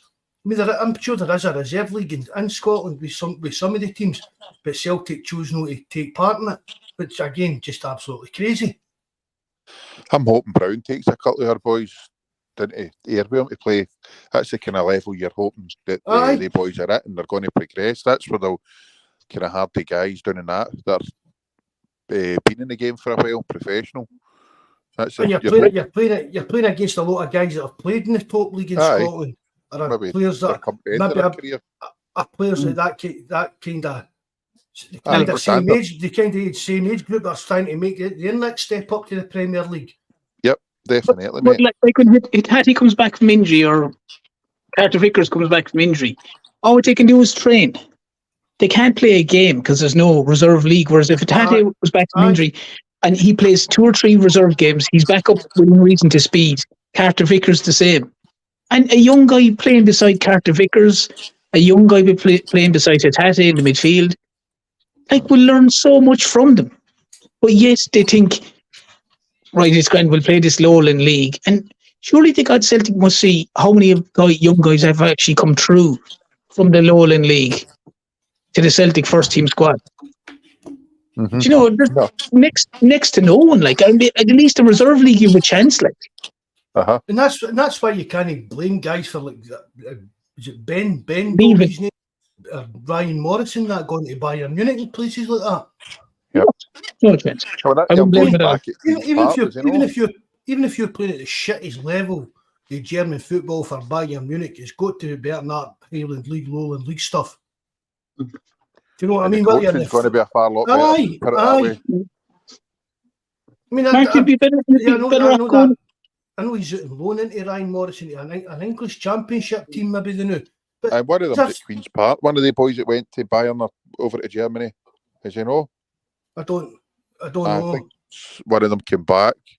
He's on loan at Queen. I'm sure one of them just on loan. Aye. And that's what I've said as well. It's like, see, guys like Andy Robertson, right? Players we spoke about have slipped through the net at Celtic, right? But see if these guys had stayed at Celtic when they had the chance to move on, would they became the players they were? Probably not. Do you know what I mean? Because Andy Robertson he went away, was it Queen's Park he went to, Jerry, and then on to Dundee United and things like that. He nearly fell right out the game. I think he was working at Hampden part-time, as you know. I think his mum got a job in there. His mum got my job in there. He got a job at Queen's Park, and then that was it. Hickey was too small for Celtic, and they let him go, and he went to Hearts and done. So if he just plodded away at Celtic playing at the shitty B team low youth level, there's no way that Hickey would have went to Italy and went and do playing for one of the decent teams in England, kind of thing. Do you know what I mean? It just wouldn't happen. So you can't fault these players for leaving when you're asking them to trudge about this. Absolutely. I mean, as it's gross. For me, Jerry, is it any better than even watching like a pub team on a Sunday? It's a decent enough standard, but it's no going to. It's equivalent. See a player playing it sticks out at that level. Can you imagine Celtic went and signed him? Say some boy at 22, 23 is banging in the goals there at that level, and Celtic went and signed him. You'd be going off your head. That's the way I look at it. So you're asking the boys to play at that kind of level, then try and come in and do a job in the first team. It's no ideal. Whereas if they were playing maybe... It's a massive leap. Aye, exactly. So they playing at amateur level to get in to play for Celtic's first team. Aye, times have changed. I mean, that's stuff 30, 40 years ago. It's Roy the Rover stuff that you when you dreamt about it when you were a wee boy scoring a goal for your school, and the next thing Celtic want to sign you. I know, I totally agree. But as you say, that needs sorted out. Plus, our youth setup stinks as well.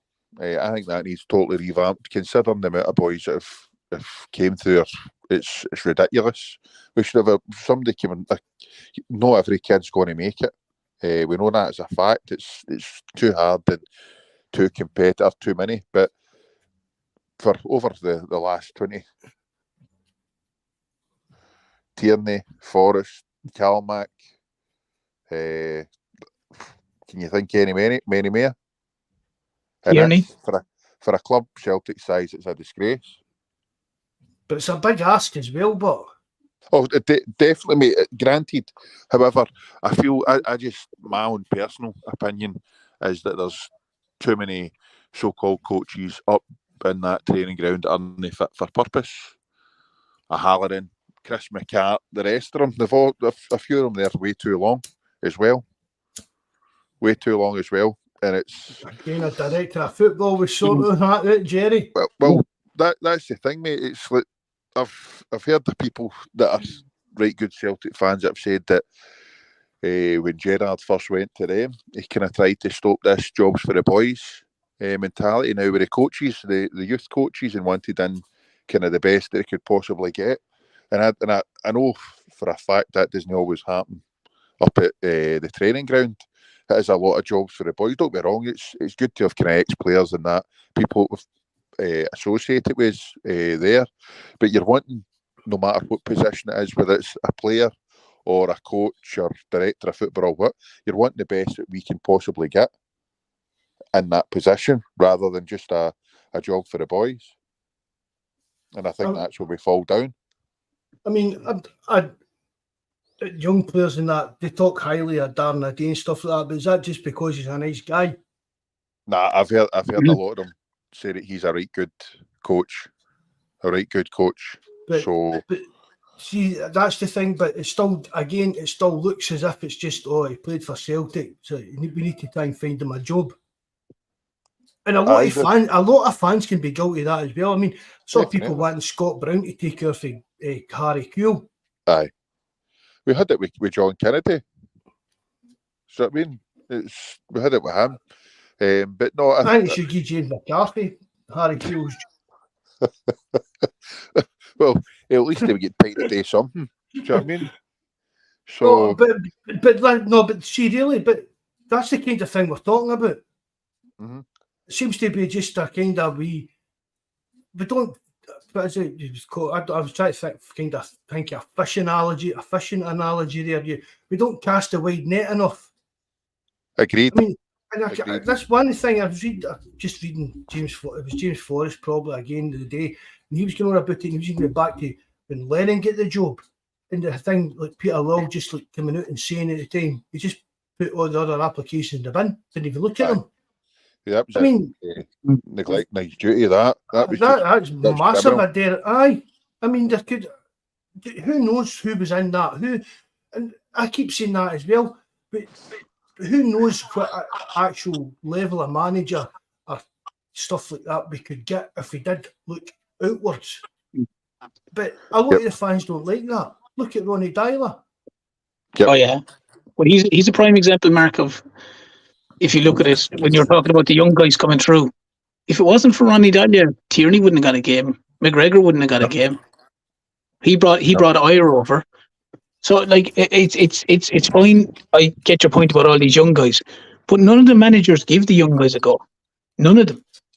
Lennon certainly wouldn't. Rodgers certainly wouldn't in his first stint, and certainly wouldn't in his second stint. To my knowledge, correct me if I'm wrong, the Spurs manager didn't. Even though they all say, going to be implementing big things now with the youth and the academy and all this, but none of them come through. The only guy that I can recall was Ronnie Dahlia. He gave McGregor, he's started him. He started Tierney. He brought Ira over. So and like people couldn't wait to get him over the club. Marco, was there no rumour that he tried to get Haaland? Aye. But the one they want to shell out £1 million or £2 million for a 17-year-old or something, 16-year-old. Odegaard, yeah. He was with the Norwegian club. He's a prime one. Football. Ronnie could do that job for me. Especially maybe know the kind of, again, the director of football needs to be kind of involved in finances. I don't know how Ronnie would act with that kind of side of things, but if you're putting in a strong CEO beside him like Nicholson, I don't see why Ronnie couldn't be a director of football for Celtic. I really don't. Well, if you look at the clubs he's been at, Mark, he's not exactly been at small clubs either. Do you know what I mean? He's a good CV. He was in New York Red Bulls, whatever it was called, or the crowd in New York, and he's been in Bruges, and he's been with someone else there as well. He's moved from one to the other. I know that. But he's playing in Europe as well. He's competing, so he's been winning cups and stuff like that. He's been winning leagues, I think. So like you can't, Yep. They couldn't wait to get him out the door, people, because he wasn't. But yet they forget what he brought through. Like, I mean, Tierney wouldn't have got it. Like McGregor was here when Lennon was here. He wasn't getting a sniff of it.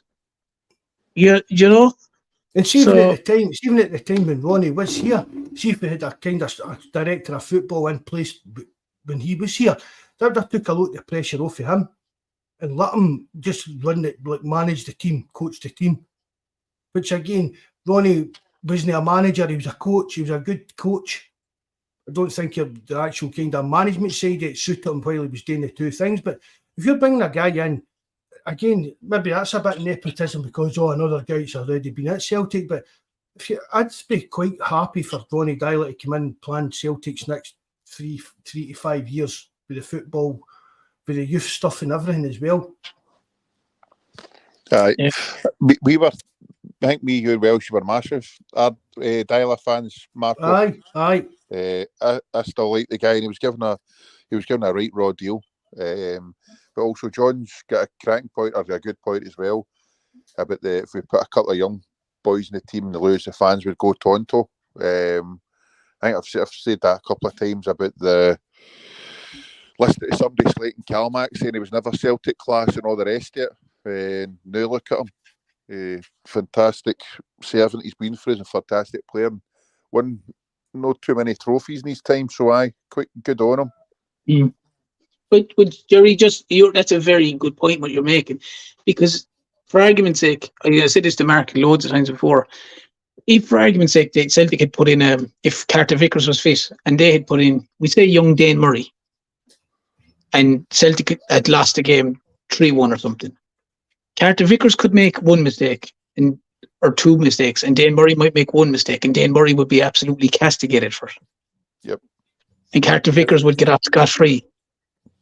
Like if a young guy had done what Carter Vickers had done in the Champions League, people would be saying there's no way he should be playing for Celtic again. I'm not saying that about Carter Vickers, but I'm just using that as an analogy, because that's what they would say. Whereas some players get away with it, whereas other players, they don't get any time. As soon as you make a mistake, they should be out of the team. They're not good enough. Yep. Greg, you're saying that Celtic's different level in New York and Bruges, but have you seen the money that Bruges are throwing about? They're spending at a far higher level than us. Everyone says this. I don't understand it. What everyone thinks that Celtic are at a different level, but they're not. Celtic spend. We're talking about guys coming in and overhauling the football department. We're not talking about them actually running the team, Greg. Aye. It would be. I think it'd be fantastic as a director of football. Fantastic. He was trying to set, behind the scenes, we had heard about all the standards he was trying to set as well for youth players, be it diets, exercise, how to live their life properly. And 24/7. Wasn't he saying a 24/7 athlete you need to be? Yes. Yep. He said you need to be a 24/7 athlete, not just an athlete when you come to training. That's exactly it. That's the way it served Ronaldo not too bad over the years, isn't it? But if you about coming back as manager, Greg, we're talking about the kind of director of football role behind the scenes. Well, the funny thing about that, Mark, organising the football department, because the entire football department hasn't got a direction. No. But the funny thing about that, Mark, is you're saying that about Ronnie Delia, right? And I agree with you. I loved him. But if you made that same comment about the Spurs manager, loads of people would be going, I definitely have him back. Aye. Do you know? We definitely have him as director of football. What's the difference? Grind. Someone might say, he won a treble. The man didn't win a treble. Blah blah blah blah blah. All the rest of it. But one was loved and one was liked. I suppose is a better way of putting it. And one. Plenty of good director of footballs out there that could have won a football match if they were a manager. I mean, who was that? Was it Ranić? He never had the greatest of spells as a manager, but he was been a right good director of football. Things like that as well just depends on the kind of the actual job that lands in the laps at times. Yep. I mean, look at that Pacino. Aye, going to get the bullet for I mean, there's merry-go-round the managers that just constantly seem to get jobs for no apparent reason, except that they've got a big name and they've managed at another big club and stuff like that. I mean, I've said it before. Would you take Pacino to Celtic? Pochettino, is it? Aye, Pochettino into aye. Yeah. It taught me to play the right good style of football at times, but they were soft as well. They were terrible defensively. I mean, has he really been a big success anywhere? No. He flopped it. Was it PSG? Aye. And then he's been handed his arse at Chelsea. You have to remember, and he's also going to clubs. He's also going to clubs that are throwing money at it. Like Celtic wouldn't have a fraction of what the clubs he went to had money for. They had endless pits. Like at least there was something in common with Rodgers when he came here.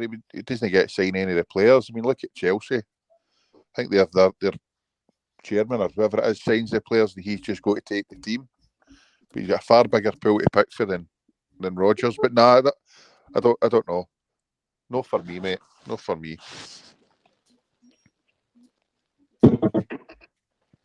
Yeah, not for me either, to be fair. Just having a look through in case I missed any names here. Long Slong Silver. Thanks very much for coming in, mate. DFS, nice to see you, mate. That's a new name there, I think. All right. But where do you think the team go for now? Because obviously, is AJ injured? Yeah, Pacino got to the Champions League final and finished second in the Prem. So what they won? So he won nothing. He won nothing. He won nothing. Aye. Brendan Rodgers got to second in the Premiership. Yep. So would you take Claudio Ranieri as the coach though? No, God no. But he won the Premier League. By those statements, you know what I mean? Like, I mean, I was okay. No, I was rooting for him to win that the Premier League. Yeah, but no. But is AJ injured? Is who? Is Johnson injured? Alistair Johnson. No, I think just swapped him with somebody. All right. Some imposter. He's been terrible. We've cloned him or something like that. We've got the dodgy side here. Aye. No, he's definitely looked garbage this season, hasn't he? He's not the same guy. Certainly not, Mark White. No question about it. But do you think that, like, I do think myself, but do you think that the way that this team now plays with the tempo that they play at, it doesn't suit certain players? He looks like a fella who bomb all day long for you, up and down, and the way Celtic play, I can't remember the last time I seen the fullback overlap, as in getting the pass from the winger. You know, I don't know. I think he's gone drastically back from last season, no question about it, and it's a shame because he looked a serious player. But you could nearly say that about the majority of the team, bar Matt O'Reilly. Mm-hmm. You know, bar O'Reilly, every other player for me has gone backwards this season. Yep. And I'm not surprised either, to be honest, with the way they play, the style of football they play. It's like watching a crab; they can only go sideways. Strange, love. You've hit the nail on the head about all the clubs having director of football. Aye. They're not the only ones. The Milan teams and all the teams in Italy have always had them for years. What's that, mate? Throw Spurs into it where Ange went. They've got a director of football. Exactly. And any big club in the world has got a director of football. Aye. Do you honestly think as it stands, Rodgers has got time to groom all the youth teams, the B team, and plus the work he's got to do with our own team? There's more to just taking training, throwing some cones down, and that's it. There's quite a lot goes into it, and I don't think he's going to have time to groom all the youth teams, scouting, meetings, all the rest of it to worry about that. Whereas if you get a director of football in there, you can leave them to take to do with it. I'd say that's the least of his worries now. Looking at all the second. I'd say that's the least of his worries now, looking at the B team and all the rest of the stuff. I fully agree with you. Exactly. So who is looking at it? What's that, buddy? So who is looking at it? Maybe he's getting fed information from Steve McManus or whoever's in charge. To be honest, Mark, he might go to an occasional game, but I'd say he's got more pressing concerns now. The first team coach or manager, whatever you want to call him, shouldn't have any interest in much of what's going on behind the scenes with the youth team and the youth setup and stuff like that. Do you think guys like Mourinho and that get into these clubs and say, all right, I'm not bothered about what happens on Wednesday night. I'm going to watch for youth players playing a game to see what's coming through the system and stuff like that. That's where your Gavin Strachan and Harry Kewell and them go. But managers are left, like your Brendan Rodgers and that. The guys are there to manage the team, right? the first team squad, that's what their job is. At any big club, that's their job. They'll have an input on transfers, they'll have an input on any because they're part of the football department. But at the end of the day, the be-all and end-all should be the gap, the kind of starting point as the director of football. He should be in charge of the football department. Because you can't rely on a manager or a coach to be looking at every aspect of the full footballing department. It's just not too big a job for anybody to do in a modern game. So without a director of football and everything that goes with that job, it's ridiculous that Celtic haven't been doing that road. We keep kidding on, we're a big club.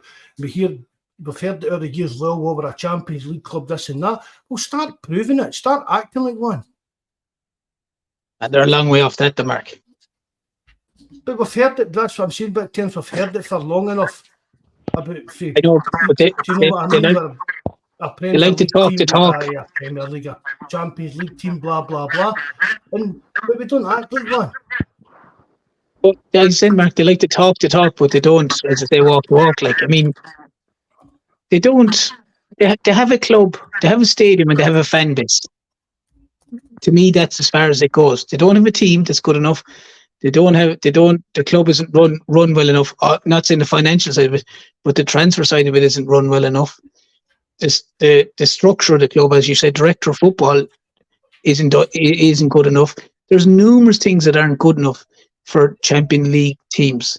And if you compare the best Champions League sides, the Barcelonas, the Real Madrids, the Liverpools, the Man Cities, whoever the top teams are around, they'll all have their director of footballs. Everyone will know everyone's role. Everyone will know who's in charge of transfers, and they'll all have their budgets, and they'll all have everything else. Celtic's one seems pie in the sky. As I said, the fan base and the stadium are the only two things that I would say that you could relate to in Champions League level. The rest of it, the team, everything else after that, in my opinion, isn't. And even the stadium struggles. Which probably does it at this stage. It probably needs refurbishment. I've no doubt about that. Things wear and tear, but the stadium itself and the fan base, I would say yes, no question about that, would be Champions League level. But other than that, nothing else, because they don't spend like a Champions League teams. They don't. The players that are there, majority of times, aren't all necessarily Champions League levels. I know they can't all be, but as I said, Celtic don't shop to buy players for the Champions League. They seem to shop to buy players to win the SPL. Even with so-called star players, aren't they good enough at Champions League terms? No, that's what I'm saying. They don't buy. This was the first, in my opinion, this was one of the first real seasons that I would have said Celtic could have gone and bought maybe one, maybe two, maybe three really standout guys that could have made a big difference in Champions League. The team was after winning a treble. They were after getting probably the highest profiled manager in that they could get at the time. All what it needed was get two or three really, really quality guys. And say that Tete fella who had tried and tested and done it, and say one or two others. And all of a sudden you could have paid 8 to 10 million for 3 players and you could have made a real difference. Instead, Celtic have had no interest in doing that. They've gone away and they spent 20 million on 9 players, a bundle of projects, and basically hope that they could get through it. Hope that they don't get a bad draw. Hope that they can kind of maybe scrape second, if not possibly get third place and get Europa League football. That seems to be the mantra to me, anyway, because they don't seem to be willing to invest and put in the money to say, do you know what I mean? We're going to try and make an effort in this. Mm-hmm. I mean, they're Martin saying get rid of Rodgers, but what difference is that going to make? Because in a year's time, the same problems are still going to be there. Because everybody, when Ange came in, it was the mess at the start, but at the end of that season, everything regarding him was rosy. Oh, with this great guy. And I mean, I said this at the time, it was maybe a bit morbid. The guy was 57, 58, the same age as my dad when he died. Do you know what I mean? But and I mind this terms, I said this on the podcast, and we put our eggs in the Ange basket. And what happens when that goes wrong? And now we're seeing what happened when that went wrong. There's just this kind of scattergun approach to everything. The full club, we've not got any direction. There's nothing at the club they know that gives you any kind of confidence going forward, apart from just hoping that we get a full team of fit kind of thing. And you know what I mean? Because a full fit team will win the league, in my opinion. But it's just what I'm saying. We put all our eggs in Ange's basket and it went tits up. But Mark, they don't even look like they look towards next week, let alone next year. Do you know? As you said, when the Spurs manager left, it was like blind panic. Like it was like, oh God, what do we do now?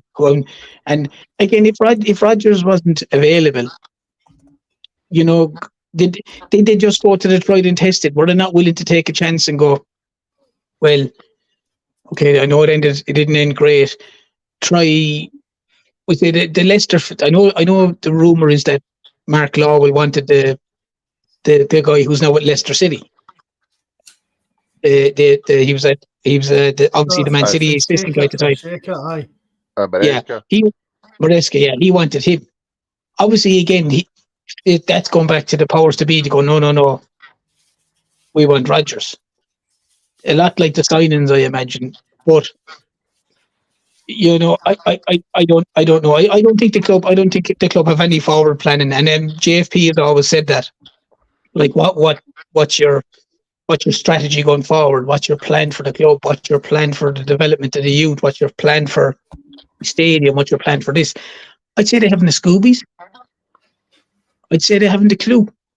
And the fact that there's even a title race and a serious title challenge this year says it all. Like, Celtic should be so far ahead, it's not even funny. And instead you could conceivably, I'm not even going to say I was going to say on air. I wouldn't even say it.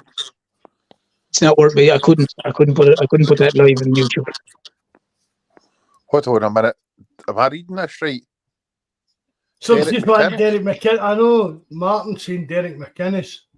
He's normally getting some decent points. What's happening tonight? He's on the sauce. I've given him a yellow card for that. McInnes. Jesus. Evening, Pork Chop Express. Nice to see you. Hope that's not dirty, Pork Chop Express or anything like that. But nice to see you, mate. I think that's a new name. Aye. Oh, Martin's is that? I think I maybe shouldn't have read that out, maybe.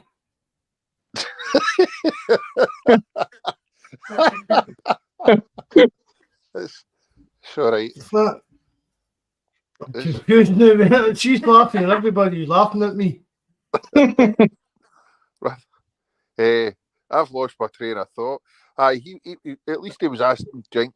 Rodgers was missing the word that Chris Davies. He was all right. Martin says he was joking there, right? We'll just move on for that. No, I don't think he's missing Chris Davies at all. Do you? I don't know, but maybe Chelsea Ferguson. Maybe Chelsea Ferguson. Who's she? Oh, doesn't matter. Oh, I'll speak to you later then. I don't know the big cry that was meant to have went with mind all that daft nonsense on the internet. Okay, aye. Each to their own. Aye. We've got a big jabber, and he's no shy of Tranny 3. So that's what happens when you stay up that neck of the woods beside you. You better believe it. You can't tell the difference up that neck of the woods. Night, John. Good all night, the best, good mate. Good night, John. Thanks very much for coming in, mate. Nice to see you.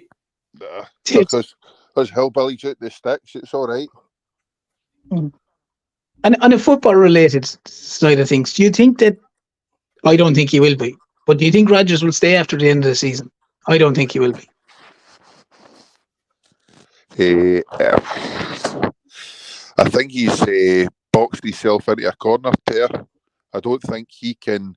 There's only two ways he can leave, is if he blows the lid right off it and say he's not getting back, which the fans will then accept, or he gets he gets asked to go, because I think if the whole dynamic between him and Law is the thing that's rocking the boat, it's up to Desmond to pull the trigger on one of them for the good of the club. Rodgers said himself he'd be here for 3 years unless he gets sacked. Yep, and I think he's boxed himself into a corner by saying that. So I don't think he can walk. If he does, the only way he can walk there is if he says, "Look, I'm not getting backed. I've been fed a lot of horse shit. This is what's happening. I've tried my best. My hands are tied. Thanks and goodbye." That's the only way the fans will accept what he's saying or the reason for him leaving after saying he'll be here for the 3 years. I mean, I can't see him being here. I really can't. Was he bullshit? Was he lied to? Do you know what I mean? 100%, Mark. 100%. There's no way he came back. There's no way he came back to have those kind of players as his side. No way. Agreed, mate. I agree entirely with you.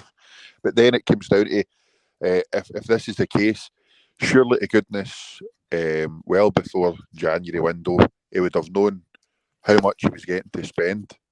And then he goes to back to Desmond and says, "Look, I get hot to spend in the summer. I was willing to give the squad the benefit of the doubt to see what it was like, and then try and get players in January. If this is my budget for January, £3 million, then what you want me to do with that?" Well, it's 3 million out and 3 million in, like, so the budget, the balance sheet is still zero, like, on that. They got 3 million for 2 million for, wasn't it, Turnbull, and 1 million for Iraguchi. They spent 3 million on the German lad, so. I agreed, but any manager worth their salt, before they even take the job, they're asking what their budget is. Oh, I agree with you. So the first thing they're wanting to know is how much they're getting paid, and then the second is what's my budget. And then again, whether they're getting told it's 10 million over the course of the 2 windows or whatever, it's up to yourself if you blow it now and you're getting nada in January. But he's not had really much in the way of his signings in the door. So thought that before January he'd have known how much he was getting to spend, and then he could have went to Desmond and said, "Look, you're going to need to have a word with him, or you're going to need to get them to release the appropriate funds for me to push this team on to win us this league and get us into Europe, into the Champions League."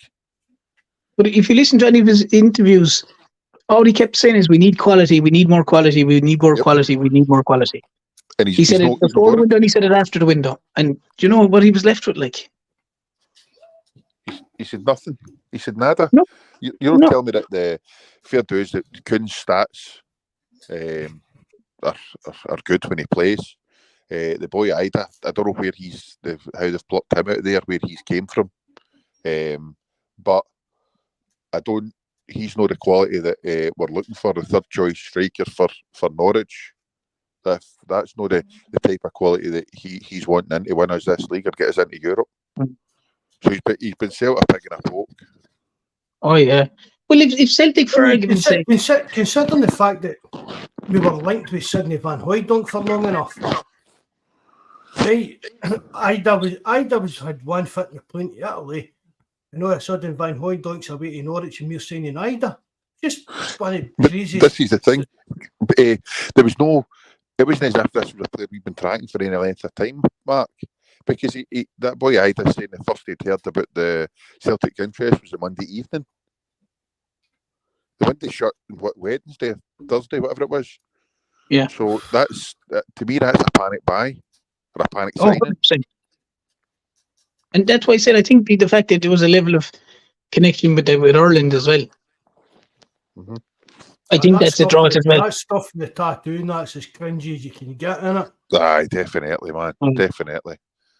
But if Celtic had signed that Kuhn fella, if they had signed, for argument's sake, the Aberdeen centre forward, I know he was going back to Dundee anyway, but that Beck fella for full back on loan and someone else, you'd have probably said, yeah, at least they've tried to solve the problem. At least they've tried to bring in a little bit more quality than what we had.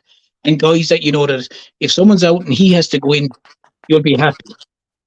But look at it now. Like, I mean, defensively, like Largi Bielka wants to go, and then they said, no, you can't go. They first of all go to him, you're too useless to play here.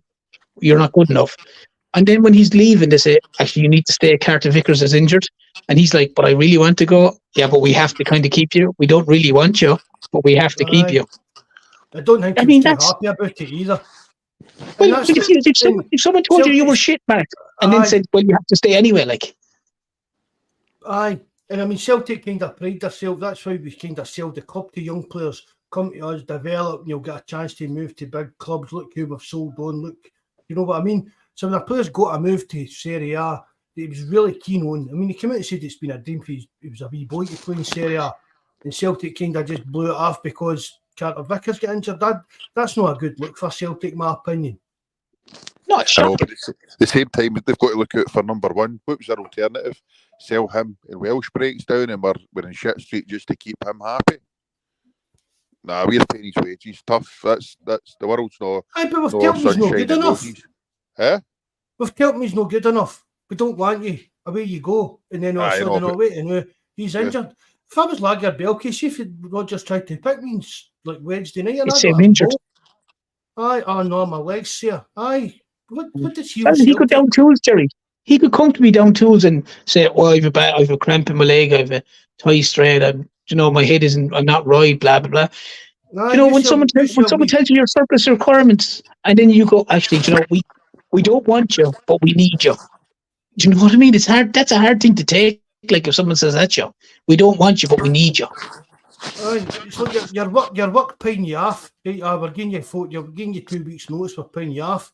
Then some old boy lapses with a heart attack or something like that. And you're like, we'll wait and see how he is. We might need you to stay on for another 2 months till he gets better. What would you do? I'd apply myself because they're paying the wages, mate. I saw you would. That's you because you're at uni, you're a student. Aye. No, it depends. It could get down to that boy's attitude. He might turn around and say, right, well, I'll grasp my chance and take it and prove these buggers wrong. But how is he going to grasp the chance when the manager says he's useless? How is he going to grasp his chance if the manager says he's useless? But that's what I'm saying. If he gets picked on the park. But he didn't even go on the bench on Saturday. Well, I would have kept him just in case. I'd have kept him just in case. Aye, look, that's just for a Celtic selfish point of view, Jerry. But the bigger picture, the club, you look at how do you think he feels first. They've got to look out for number one. They can't be worrying about what other people think. No, it's not the key. It's not the keeping him side of things, Jerry. I understand the logic behind it, but the problem is if the manager doesn't rate him and basically has told him, I don't rate you, I don't see you as a Celtic player, and as far as I'm concerned, you're free to go. And then obviously Carter Vickers gets a knock, and he basically said, look, we need to keep you because he's injured. But as soon as he's fit, and if it's a month's time, you're surplus to requirements again. Like, would Celtic not have been, just for argument's sake, be better off have brought young Dane Murray into the squad? I don't know if he's still at Celtic. I'm just using that as an example. Yep. Because he's more likely to be, because even if Largi Bielka does get a game, what's his mindset going to be like? If he makes a mistake in any game, he knows, oh, here we go. Yep. I'm going to be hung, drawn and quarter. The manager doesn't want me. Half the fans probably don't want me. Now I have to play a game and I'm after causing a goal. I would have much rather let him go and go, right, if that young Dane Murray is still involved in the Celtic setup, bring him up. Or why not call back Bawz Midlaw from loan? Why not call him back from his loan down is he in Fleetwood or wherever he is? Call him back. Celtic are surely entitled to do that, I imagine, and bring him back and have him involved in the squad. There's no point having a guy in the squad that the manager doesn't want to run the squad. That's the problem I would have with it. Yep. I'm agreeing with you, Terence. I thought it was a strange one altogether. I don't think it'll do the player any good either. You'll have what's the goalie's key? The goalie that the goalie that's went over to the Dutch league, the $4.5 million guy, Barkas. You'll have a Barkas scenario where he basically said he wouldn't have advised any keeper to go to Celtic. Now I know he's a different kettle of fish, but I'm just saying it left very, very badly. He left very, very badly in that side of it. So just have to be careful on that.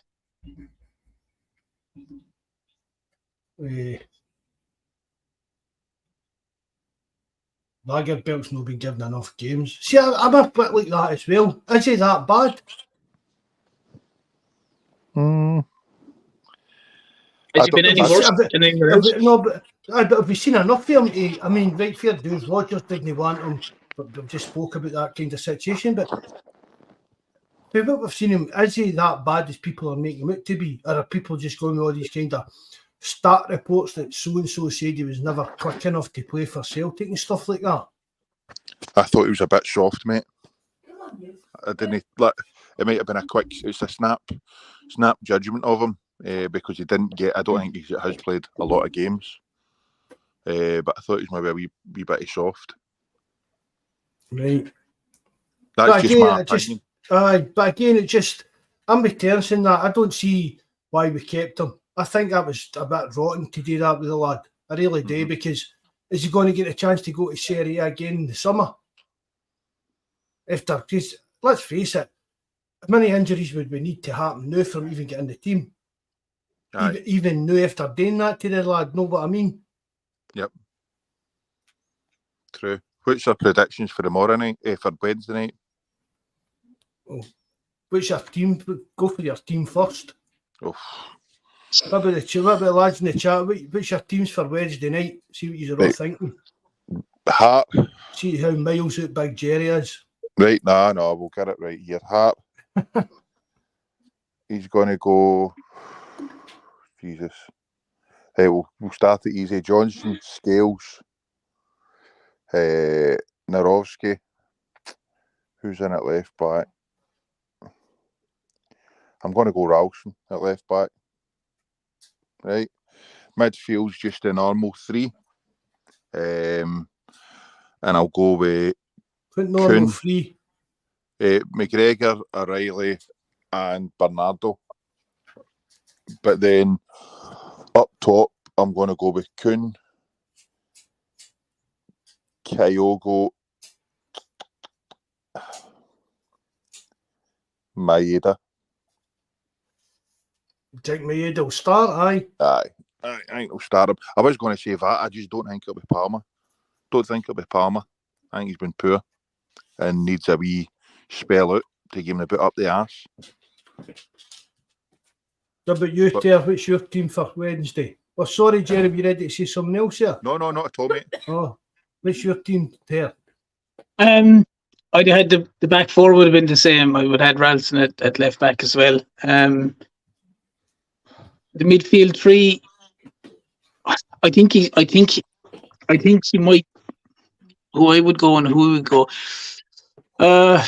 Probably the same 3 as Jerry, but I don't know. I was wondering whether he'd bring that Holm into the midfield, but I go with the same 3 that Jerry has, and the only difference I would think up front is Aida would start instead of Kyogo. You think he'll start with Palmer and Abada? No. I think Maeda will be on one wing, and the German lad will be on the other one. Kuhn. Yeah, and I think I do definitely do. I hope you're right, Ter. I would like to see him. That's a bold shout, Ter, for a starting team. I reckon that's going to be the side, I think, to be honest. Well, you have to try something, Mark. It's not working at the minute, like. No, I still think Kyogo will start. I really do. I can't see it. I genuinely can't see it the way Celtic play it. It's even for the however short or long Aida was on the pitch. If you look at it, he's involved in the goal. His hold of play was a mile better than Kyogo. His layoff was a mile better than Kyogo. I think he just offers Celtic a bit of an outlet that Kyogo doesn't offer them for the way they play. So that's why I would start with him. Wait a minute. your accent maybe be confusing folk here, terms. Who are you talking about here starting? Ida or Maida? Ida. Ida up front. Yeah, Irish and Maida. The new lad. Maida on the right, Cohen on the left, and Ida up front, centre forward. That's a bold shout, that, isn't it, Jerry? I think he'll go with the tried and tested with Kyogo, but I wouldn't mind it if he started that boy up front to see what he's got. It'll give him something different, the other team something to think about. I think our selection and formations become too predictable. I bet you a point he'll start a man up front, centre forward. It won't be Kyogo. What is your team, Marco?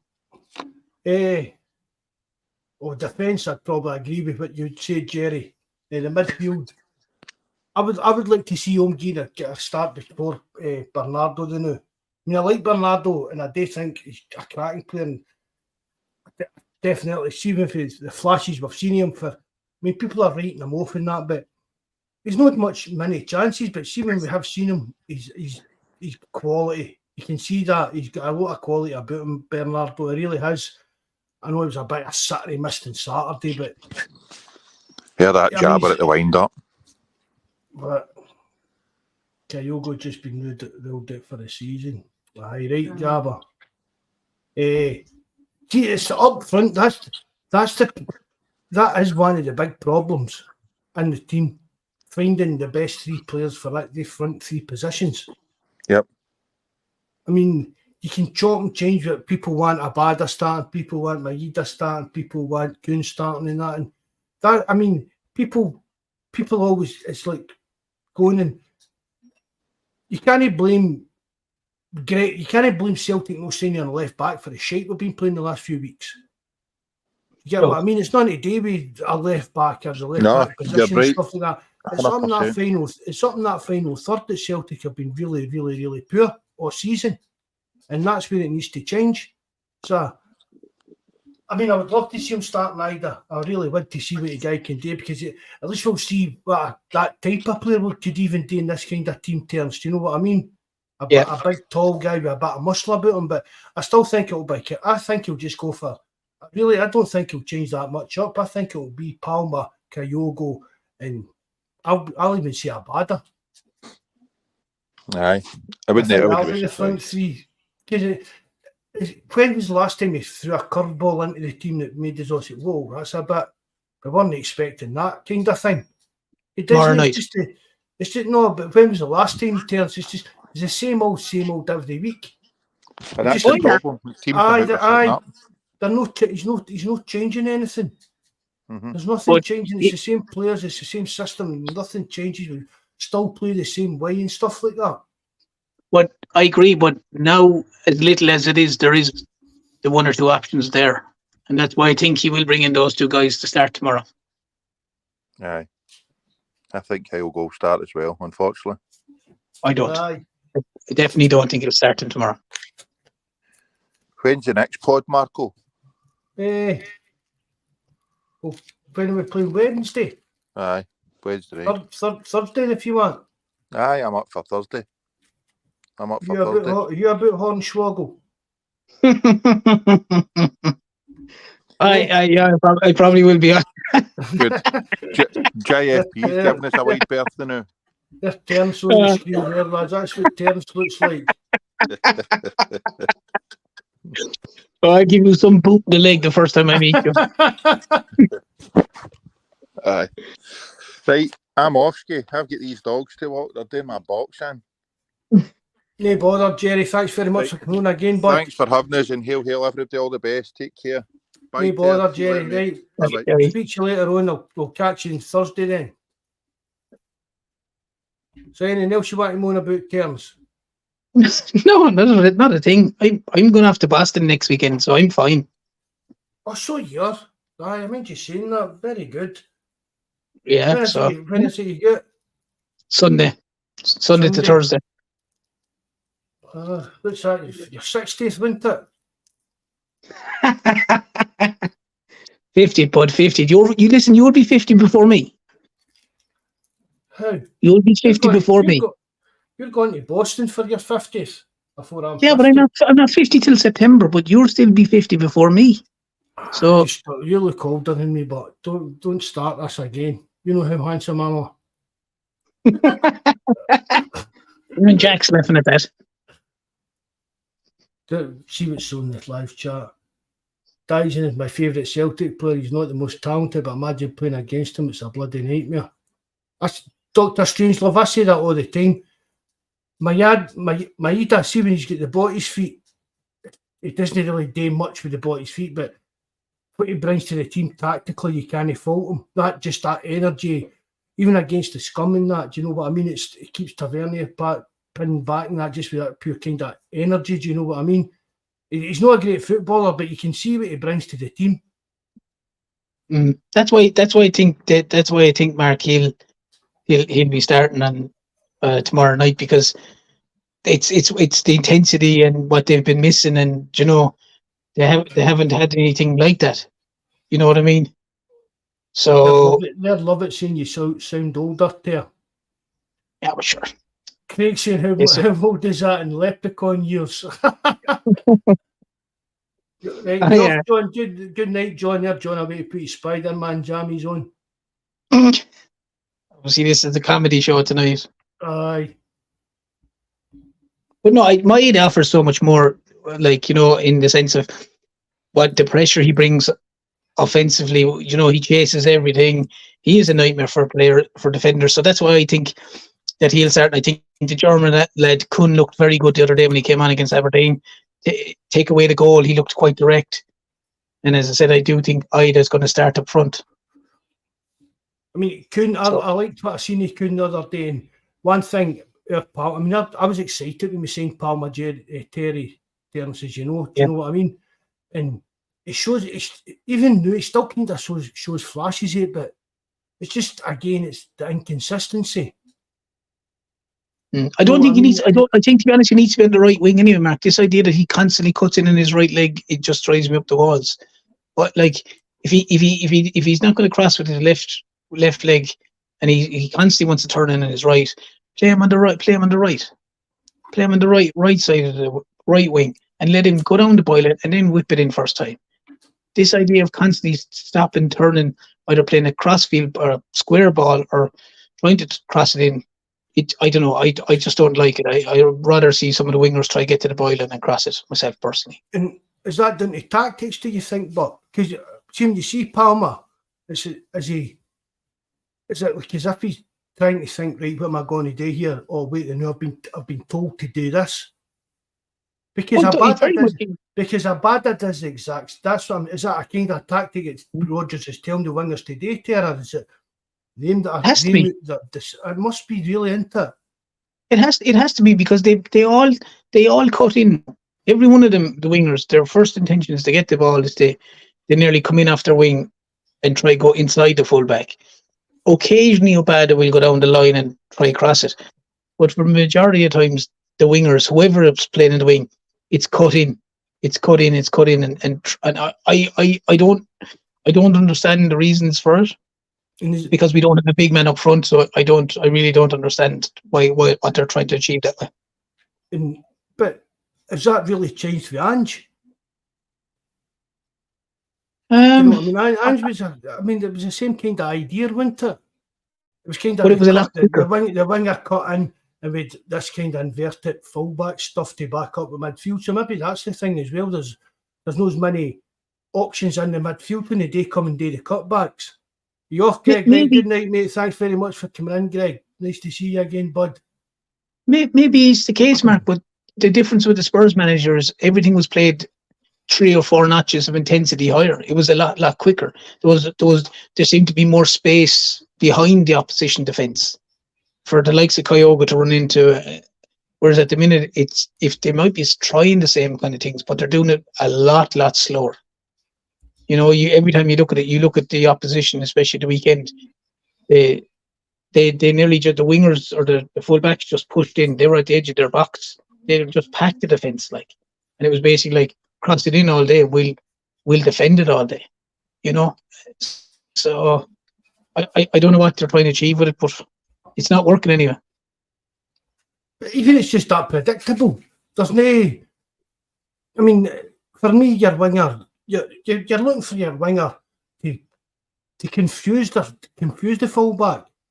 You know what I mean? Has he got to go on the inside? Has he got to go on the outside? But if you are a fullback playing against Celtic, you know that 99% of the times their wingers are going to cut inside.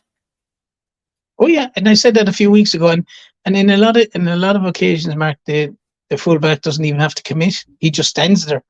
Aye, and he just the ball goes to Palmer or whoever, and it said if they make a little run, they turn, they pass it back, or they pass a square ball.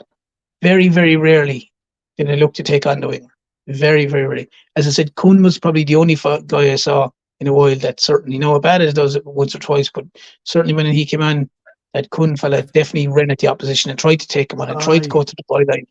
And maybe that's just the fact that he's new, because he hasn't been trained out of him yet. I was just going to say that, is Rodgers got to coach that out of him. Because one thing, the difference between Kuhn and Palma is Kuhn's rapid.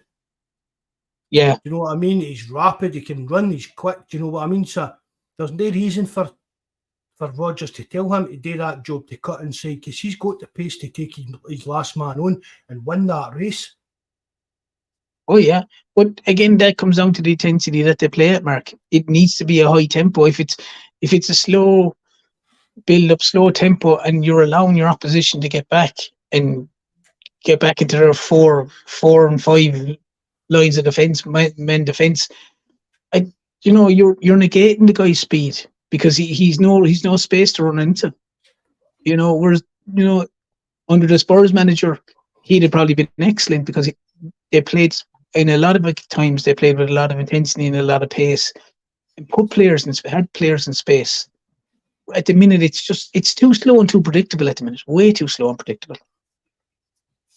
Well, definitely, that's the thing. It's just Paul there just told Mark just for the shout out, bud. Right. Evening, Paul. Good to see you, bud. I'll give you a wee message once we get off beer, mate.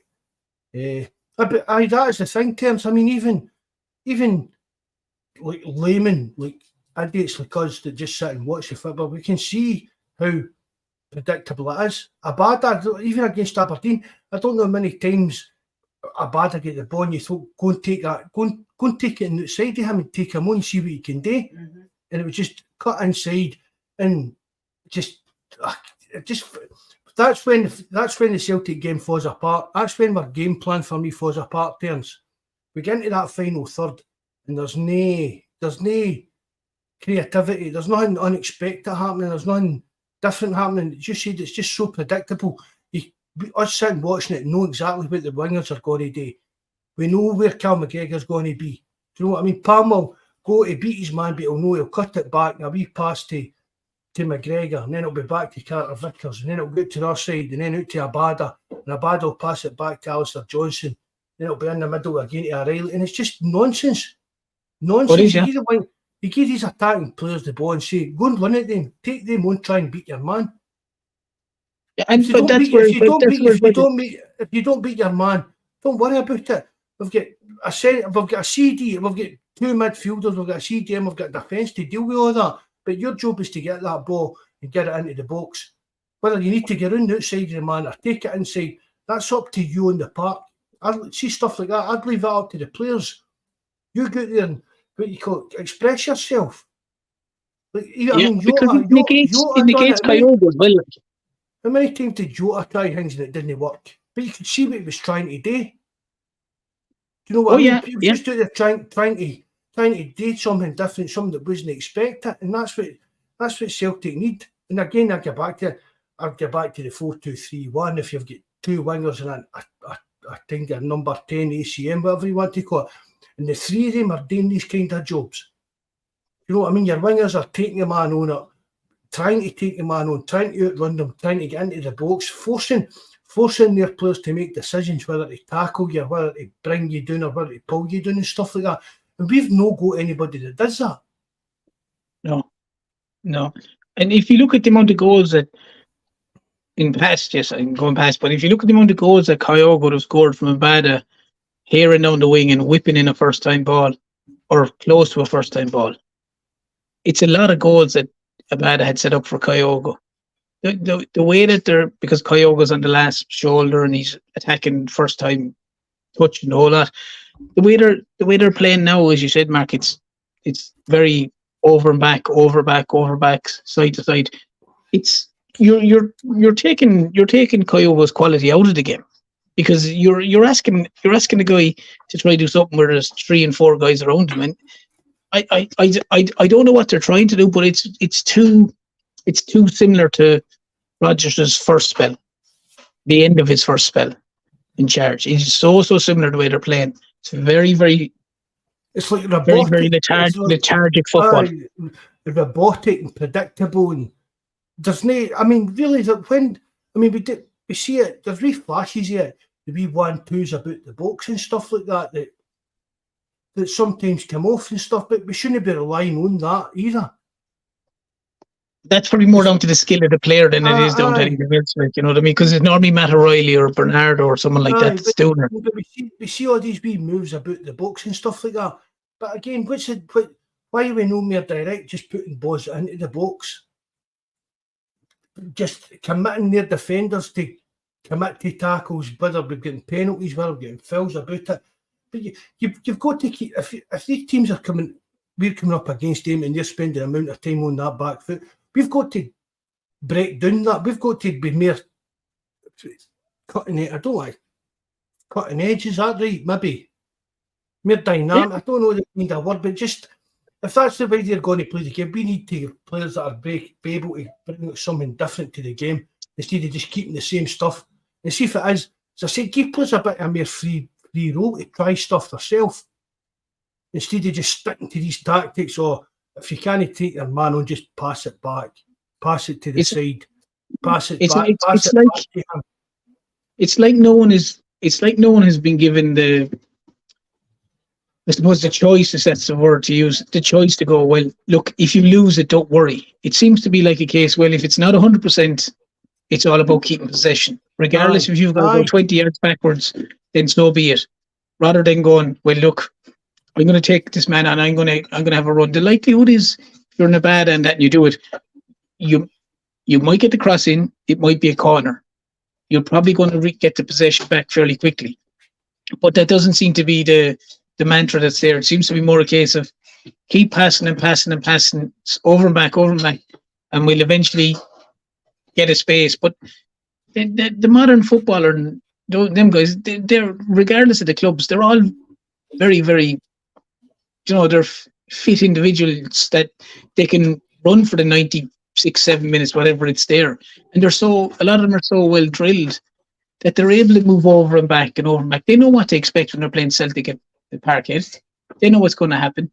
They mightn't have as much ball, you know what I mean? And they have to, and they've been practicing that all week, moving over in a line of 4 and a line of 5 or whatever it is, and they're planning for this, like, you know what I mean? So Celtic need to be a lot more adventurous, if that's the right word, than what they're doing at the minute, because it's way too predictable. And it's easy to defend. Well, like Brendan Rodgers says about the club during the transfer window, we could have been a bit braver. Could we not put that on his team? The team 100%. could have been a bit braver. 100%, definitely. I mean, it's just they need to be. If Palmer gets the ball and you're playing against Palmer, let your left back trail him, because you know he's cutting back inside. So if you're like your opposition CDM or the winger covering the defence side of things, you know what's going to happen. If the left back just the right back just follows Palmer down the wing, he's got to cut inside. So you're just standing there waiting him cutting back in and take the ball off him. Yeah, and it's just so predictable every single time. And I'm not just meaning Palmer. See, it happens as well on the right hand side. It's just so predictable and robotic, and there's no sparky creativity to show. There's nobody trying to do things a wee bit different or try to even just to stamp a bit of magic on the game. It's like a kind of computer program. It just does this and that's all it can do. Yeah, there doesn't look like there's a plan B. It just looks like this is the way we play, and that's it. and then just throwing on players rant willy-nilly like Rocco Vata and people and just hope that things are going to change. That's not going to work either. They're Bobby. What time's this, mate? 5 to 9. I didn't even get a notification. Bobby, that's not good enough, mate. I need to get a note off your mum tonight for that. That's twice in the last month that's happened. I need a note for your mum or a doctor's line, one of the two. No excuses anymore, mate. Set wee Hornswoggle on you. There he is, wee Hornswoggle. Even my wife is laughing at that. She's beside me. Looks about right. Scandalous. Copyright. Well, just wind that up then, Ter. That's we will. Anyway, thanks very much for coming on again, Ter. So, when we're playing Westhill, are you available on Thursday?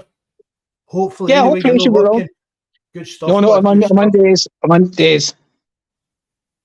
Right, thanks very much to Ter for coming on as always, Jerry as well. Everybody that joins the live chat, listens back, really appreciate it all. Remember, hit the like button, and if you know how, please leave a comment in the comments box below. That helps with the YouTube algorithm. We're really pushing the numbers. Some of the numbers we're getting fantastic. I really appreciate that. And there's again the link to our podcast. This is a podcast. Link to our forum and our Discord and everything. That's on the description box too. So again, thanks very much, everybody. Hail, good night, and God bless.